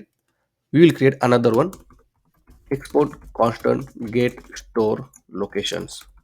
Okay, is of type. We provide async function and add a function like this. Now if you see, right, here we pass the query first, with the GQL and the passing the query, right? Same thing we're gonna do here. So constant query is equal to, okay, then we have to write GQL and this particular code. Okay, and then the query which we generated, I will copy it here like this and pass it. Okay, make sure it's similar to like this, see. Okay, perfect. Next we need to call the a request. So constant result is equal to wait request, and this particular URL we need to pass it. Okay, so what you can do, you can copy cut this URL, and you can write a constant is equal to master URL is equal to this particular URL, and this master URL you can replace it, so you don't need to write every time, right? Master URL, and then you have to pass the query, so query like this, and then you have to return the result. That's all. Okay, now let's call this particular query or this API endpoint in our form. Okay, so inside the form I will call it here. So let define function called constant get store location is equal to a function and is of type async like this. Okay, and constant response is equal to await and the function which we return. So this one is the get store location. Copy this get store location and here like this.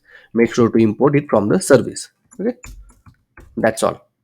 Now let's print out in the console whether we are getting the response or not. So I just print out in the response, and we'll call this in a use effect. We'll add the use effect, and I want only execute only once the application load. That's why I'm providing as empty, and here call this get location method and save everything. Let's go back to our application. Inside the inspect panel, inside the console, let's see what we are missing. So let's refresh the screen, and I think we got a lot of errors. Okay, so this error is coming because, okay, so let's go here. We added this double quote, right? So we don't want to add this one. Remove this single quote and save it. Okay, and let's clean this, and if you see, the error is gone. And if I click on this one, right, I uncommented this code, so I will just this save it. Okay, and if you see, we got the store locations. Okay, perfect. We have two location, and that's what we needed. Now this store location we need to save in one state, so I will define one state constant store location, comma set store location is equal to use state. Okay, like this, pass in empty, and I will pass as of type any, and this set store location will pass it here, and inside that we have this store location definition name. So I will pass it here like this, response dot store locations. Okay, and obviously you can pass it of type any. Perfect. Now we have the store locations. Now what we need to do, we need to add this option here. So I will remove this one, and I'll add store locations, and means if store location is there, then only it show this particular select options. Okay, inside that I will type location, type any, comma index of type number, and then add a function like this. Okay, and inside that we need to provide the option. In this case it's location dot address, correct?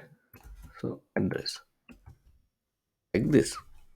Okay, and that's all. I will provide the key of type index,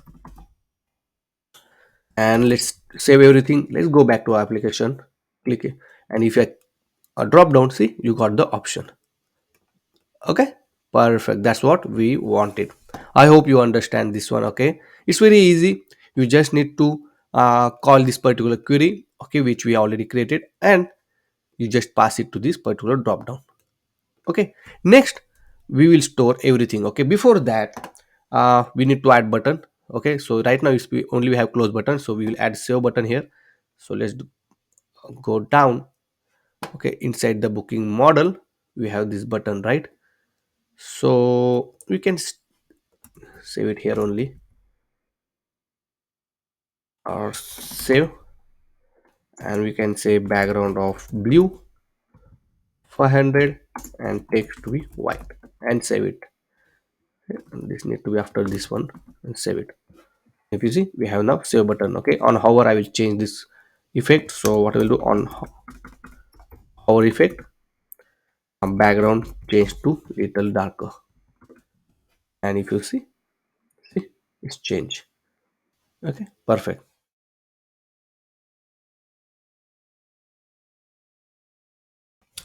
Next, once we open this one, right, and user fill the form by filling all the details, and on the click of save, we need to make sure that we will capture all the data. Okay, and then we will send it to our server. So first of all, let's go back to our application, and inside the form.tsx, here we have to define one state. So here we send constant, and we'll say it as a form value, comma set form value, the comma is equal to use state. Okay, and inside this I will define some default value, for example the location, then the pickup date, it need to be pickup date.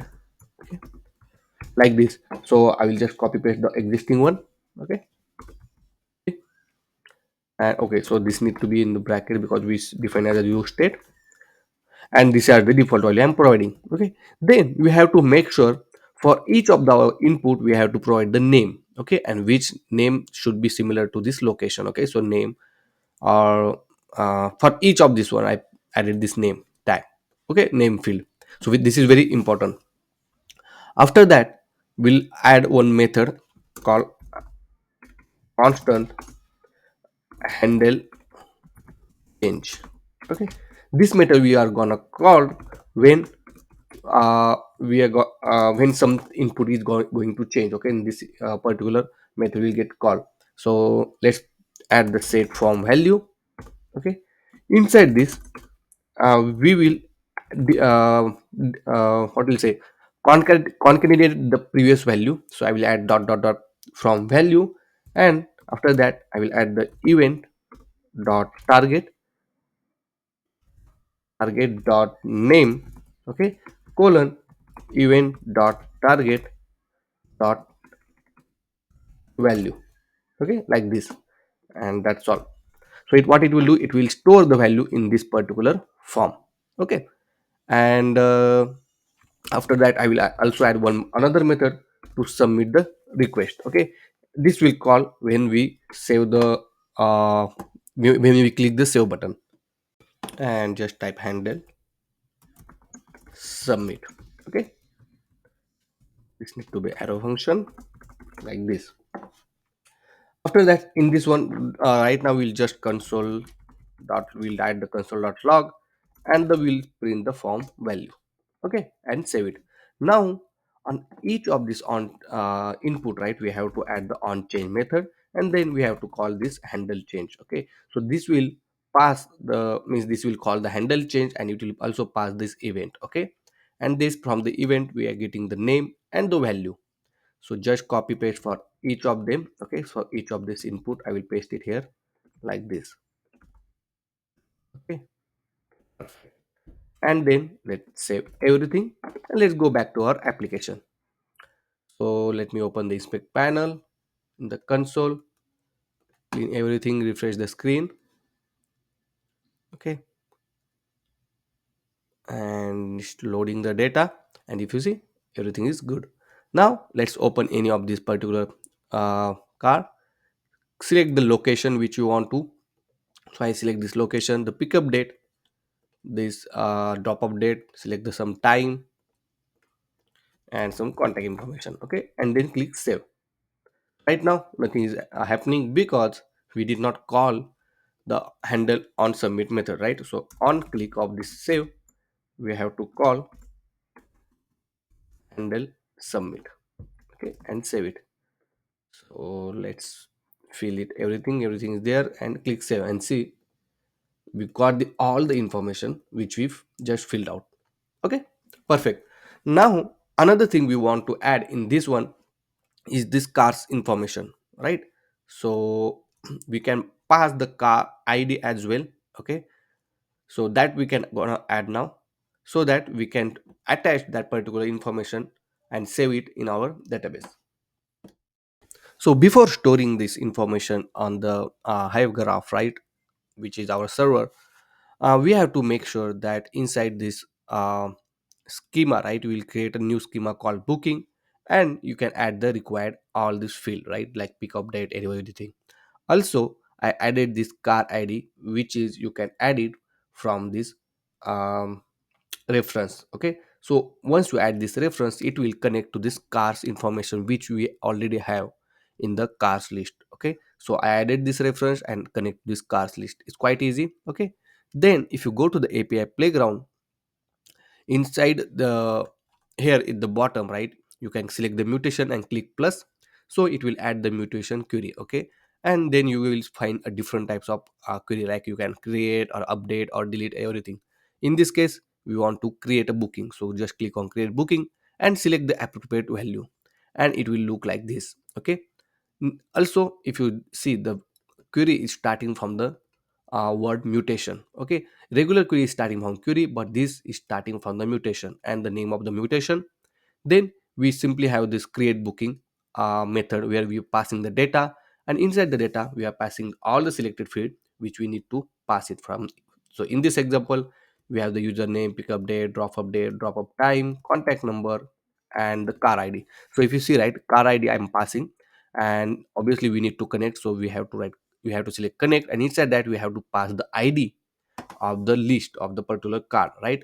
I will show you in our application how to get that one.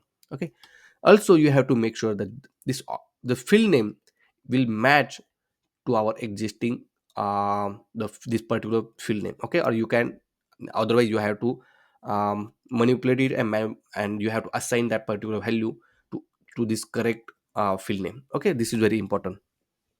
So now first of all we'll make this object look like this. So okay, with all the information from our application, and then we will write the aim point in our index.tsx to create a new booking. Okay, perfect. So now we need to pass this cars information to this form as well. Okay, so inside the booking model we already have this cars information, so I will just pass it here. Car is equal to car, and in the form we have to accept it as a prop. I will restructure it and pass it as a type any and save everything. Now we have the cars information, and from this API playground we have this cars ID, right? I will copy this fields and everything and paste it after this one. Okay, I will remove this one extra curly braces, and I will also remove this one. So initially it will be empty. Okay, perfect. Now we have the car ID field as well inside our form value. Okay, now I will add one use effect.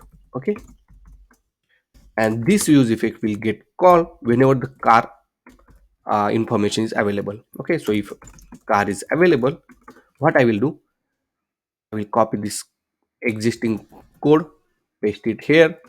Okay, and instead of this line of code I will just add this particular code.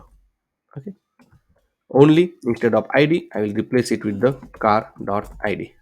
Okay, and that's all, we are done. Everything will be remains as it is. Okay, to store this information. Now save everything, and then let's go back to our application, refresh the screen, and we'll wait for a few seconds, and let's open this Honda Civic, right? Add this information. We'll check everything working as expected. Right now we also expecting this car's id will be added. Okay, and if I click save, let's see this console, right? If you see, all the information is there except this pickup date and pickup time, and the car's id also there. In connect we have the car id. The pickup date and time is not working because if you scroll down, see this need to be capital U, and inside pickup time as well it need to be U. Okay, perfect. Now it will work. Next we'll store this information inside this hypergraph. Now let's store this information on the HyGraph. Okay, so for that one, if you go to the API playground, right, and this is the mutation query that we need to use it. Okay, so first of all, I made a quick change here. So car ID before it was different. Now I just providing car ID instead of nesting connection and everything. Okay, because we are going to provide this particular field one by one. So first thing we have to do, we have to write the new request here. Okay, so here I will write constant, then we can say it create booking. Okay, is of type we need to provide async, and then it's arrow function. Inside that we have to provide the mutation query. So I will write mutation query like this is equal to GQL and this code. Okay, inside that we need to copy this particular query and paste it out here. Okay, so what it will do, it will, whatever we provide inside data, it will store in the database. Okay, also it will return the value. So if you want to return value as a username, you can provide here. Right now I'm just returning the id which is created with that particular record. Okay, so it will return this created id. Perfect. Now next thing we have to do here, inside the handle submit, right, you have to call this create booking api. Okay, so I don't know what's the error we got. Let me remove this one, and also make sure it's will export it. So export constant. Okay, and then make sure to call this create booking here like this. Okay, so inside it I call the create booking and I pass the form value. So make sure in the form here as well you have to accept it as a form value. Okay, so we are, it's just a function call, so it's a just simple value, it's not a prop. Okay, and from this create booking I pass this form value, and this function I call in the handle submit. Okay, and then inside this particular create booking method, here we have to call this request. Okay, so I will just copy this similar request and paste it here, and obviously query will be a mutation query. Okay, and the result, so it will return the result and save everything. Okay, so let's try with this default and hard coded value whether it's, we are able to save it or not. Okay, so let's open any record, select something. Okay, and just click save, and right now we are not showing anything, right, whether it's successfully saved or anything, right? And go back to here. So inside the content, see, the new query, new content is created with the name Rahul, and also the id is attached to this car id. Okay, so this content is created. If you see this time is just created now. Okay, I don't, okay, 303, okay, same time. So perfect. Now it means we are able to add this particular value. Now what you need to do, you need to replace this Rahul, okay, with this form value username. So here is thing, right? It is very important. You will not find this tutorial anywhere. Okay, very very important. So here, first of all, add the double quote, then you have to add this quote plus plus, and then you have to add the form value dot username. Okay, and this you have to do for all of them. So I already have, so I will just copy paste it. Okay, so just I will paste it here like this. Okay, perfect. So in the have username, pickup date, and everything which is getting from the form value, and all other things are as it is.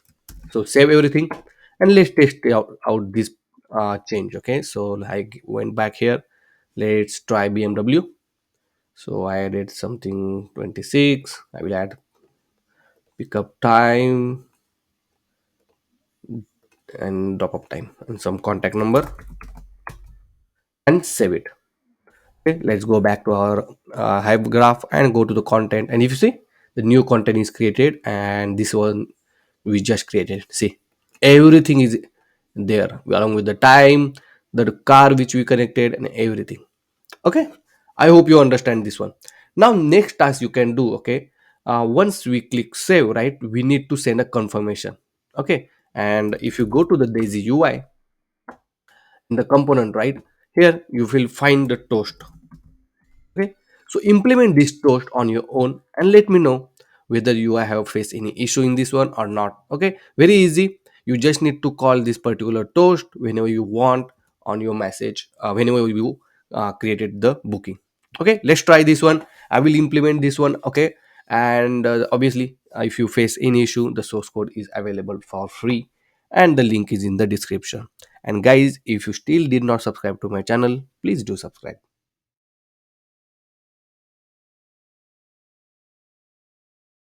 Now, let's add the successful message when the booking is created. I know I told you to do it, but let me show you how I'm doing it. Okay, right now we want to show the toast message. Okay, on this home screen. Correct. Obviously, we need to add this toast on the home screen. So what I will do, I will copy this one. Okay, so JSX and this particular toast, and I will create a new file inside the component folder called toast message.tsx. Okay, and add the default template like this. Obviously, I will get the message, so this will be the message. Okay, and is of type any, and try to send. You can pass the some value as well if it's empty, but I will keep as it is now. And here add the message. Okay, so we want the success message, you can show the success message as well, or if you want, you face any error, you can add the error message. Okay, like this, perfect. And the message sent successfully, it's showing. And save everything. Okay, now obviously this post message you have to add in a page.tsx. So after this car list, I will add it here like this and save. Make sure to import this post message and save it.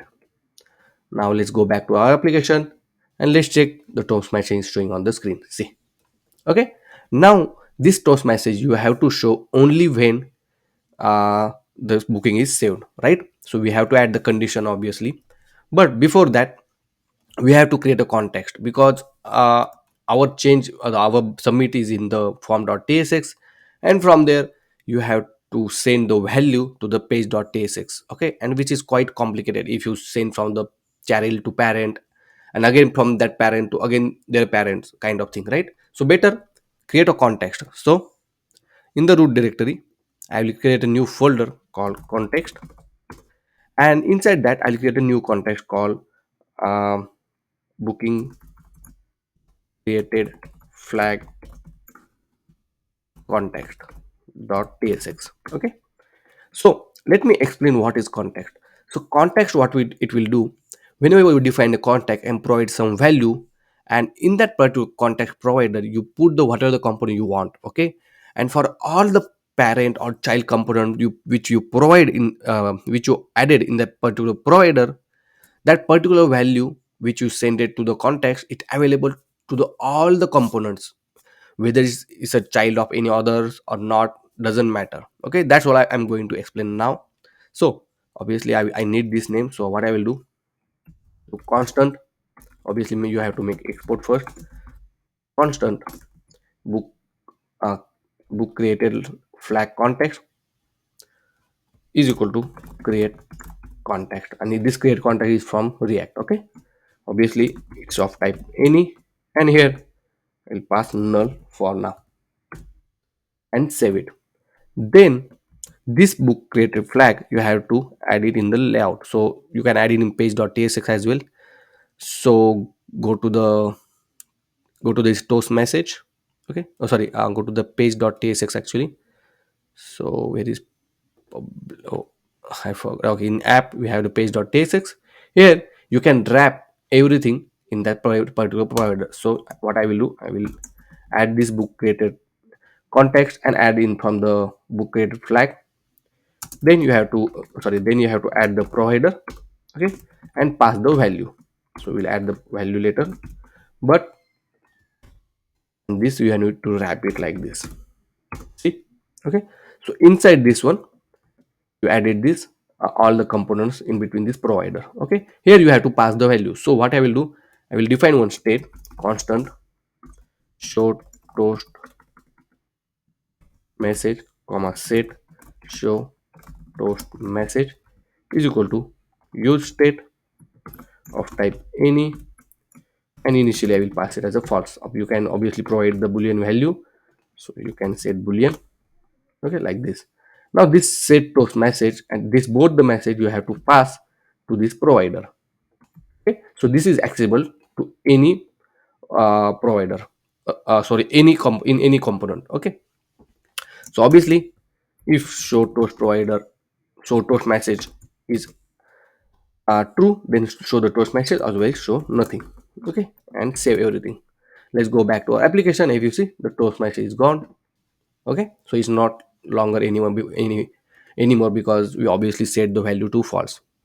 Now in the form, let's go to the form, and let me copy this this particular names. Okay, and in the form, so inside the car booking and form.tsx, here we will get the reference of the context. So constant, when you are defining the context, you have to define in curly braces and add the name, which same name which you added for this, which you provide the value, right, is equal to use context, and here you have to provide the context name. So in this case is book created flag context. Okay, so it's need to be booking, the spelling mistake, but you can change it. Now you just need to set the toast message to true to false here. Okay, so what I will do, in the handle submit, if response is there, then I will set this message to true, and that's all. Let's try it now. Okay, so right now nothing get changed. Let me open anything, pick up location, some date, some value, some number, and save it. And if you see, the message sent successfully is coming. Okay, perfect. Now the thing is, you can send your own message, right? You can set your own message. So obviously I added this message props here. That message prop, you can add the message here. So you can set message is equal to, you can add here message custom like booking created successfully. Now obviously I'm hard coding this, but you can use dynamically. Okay, because right now this toast message only for to show the successful message. Okay, I read this one, and let me refresh the screen, and then let's test it out. So I open this any, I'll open any record and just try to fill this form. Now here is thing, right? You can add the validation and everything is quite easy. Right now we did not add it, but you can do that. Now if I click save, and if you see the message sent successfully is showing, right? Because we added this message, but we need to, oh, sorry, we need to add it in the this message tag. Right now it's showing this message, so here if you have to replace this with the message. Okay, very important this one. And now save it, and now let's test it out. So let's open this Honda Jazz, all the information are there, and save it. And oops, I need to refresh. I did not refresh it, I think. Just refresh it, and we'll wait for a few seconds. Okay, so now I open this Jazz, fill this information, the pickup date, pickup time, the number, and then save it. And if you see, the booking created successfully. Perfect. Okay, I hope you understand this one. So until now, if you have any question, any doubt, let me know in the comment section. And we successfully able to search these particular cars. We can filter it out. Even though not only this, but we, on the click of that one, we are providing the form to fill all this information, and on the save we are creating the booking. Okay, so if you see here, right, this toast message is not going off, right, and still on the screen, and we want to going went off, or we don't want to show after some time, right? But still it's showing, correct? So to fix this, right, here I will add the use effect, new use effect, and this use effect will execute whenever the toast message got changed. Okay, so whenever this show toast message change to false to true, this user will get called. And obviously when the show toast message is true, right, then only I will call the one function. Okay, so here what I will do, I will write the timeout function. So here I will set timeout. Okay, inside that I will write function, and here inside this we can set the toast message, set toast message to false. Okay, and I will give here some second, for example 4000 millisecond, it means 4 seconds. So after 4 seconds, obviously we will setting the message false and it will not show anymore. Okay, let's try this out now. So I click on this one, select this all this information. Okay, now you can make it the field are required, obviously. Okay, and this one, and save it. And if you see, the booking created successfully showing, and after 4 seconds it will go off. See? Okay, perfect. I hope you understand this one. Quite easy. Just you need to set the timeout function once it show, and then you have to make it false. So guys, we pretty much completed this application. I also deployed this application on this particular domain on Vercel, so it's completely free. Also, we learn a lot of different things, and many users have issue for the database. They have to purchase it and everything, right? In this case, you don't need to do anything because HyGraph is completely free, and then you can use it. Okay, and you also learn GraphQL, how to use GraphQL query in our application and everything. Okay, as I say, this is completely responsive application, and if you see the responsive also we added, and everything is working perfectly fine. So now you can extend this application furthermore. Okay, you can add different features depends on your requirements, and many more things you can implement in this application. So guys, that's all for this particular course, and I hope you enjoy this video. If you really like this video, please press like button. If you did not subscribe to my channel, please do subscribe. And if you give me the 500 likes to this particular video, I will develop a mobile application for the car rental. Yes, that's right. We will come up with the mobile application for car renting, but I need a 500 like, and share this video with your friends and family. You they can also help. They can also learn new technologies from this particular video. And guys, we'll see you in the next video. Until then, keep smiling.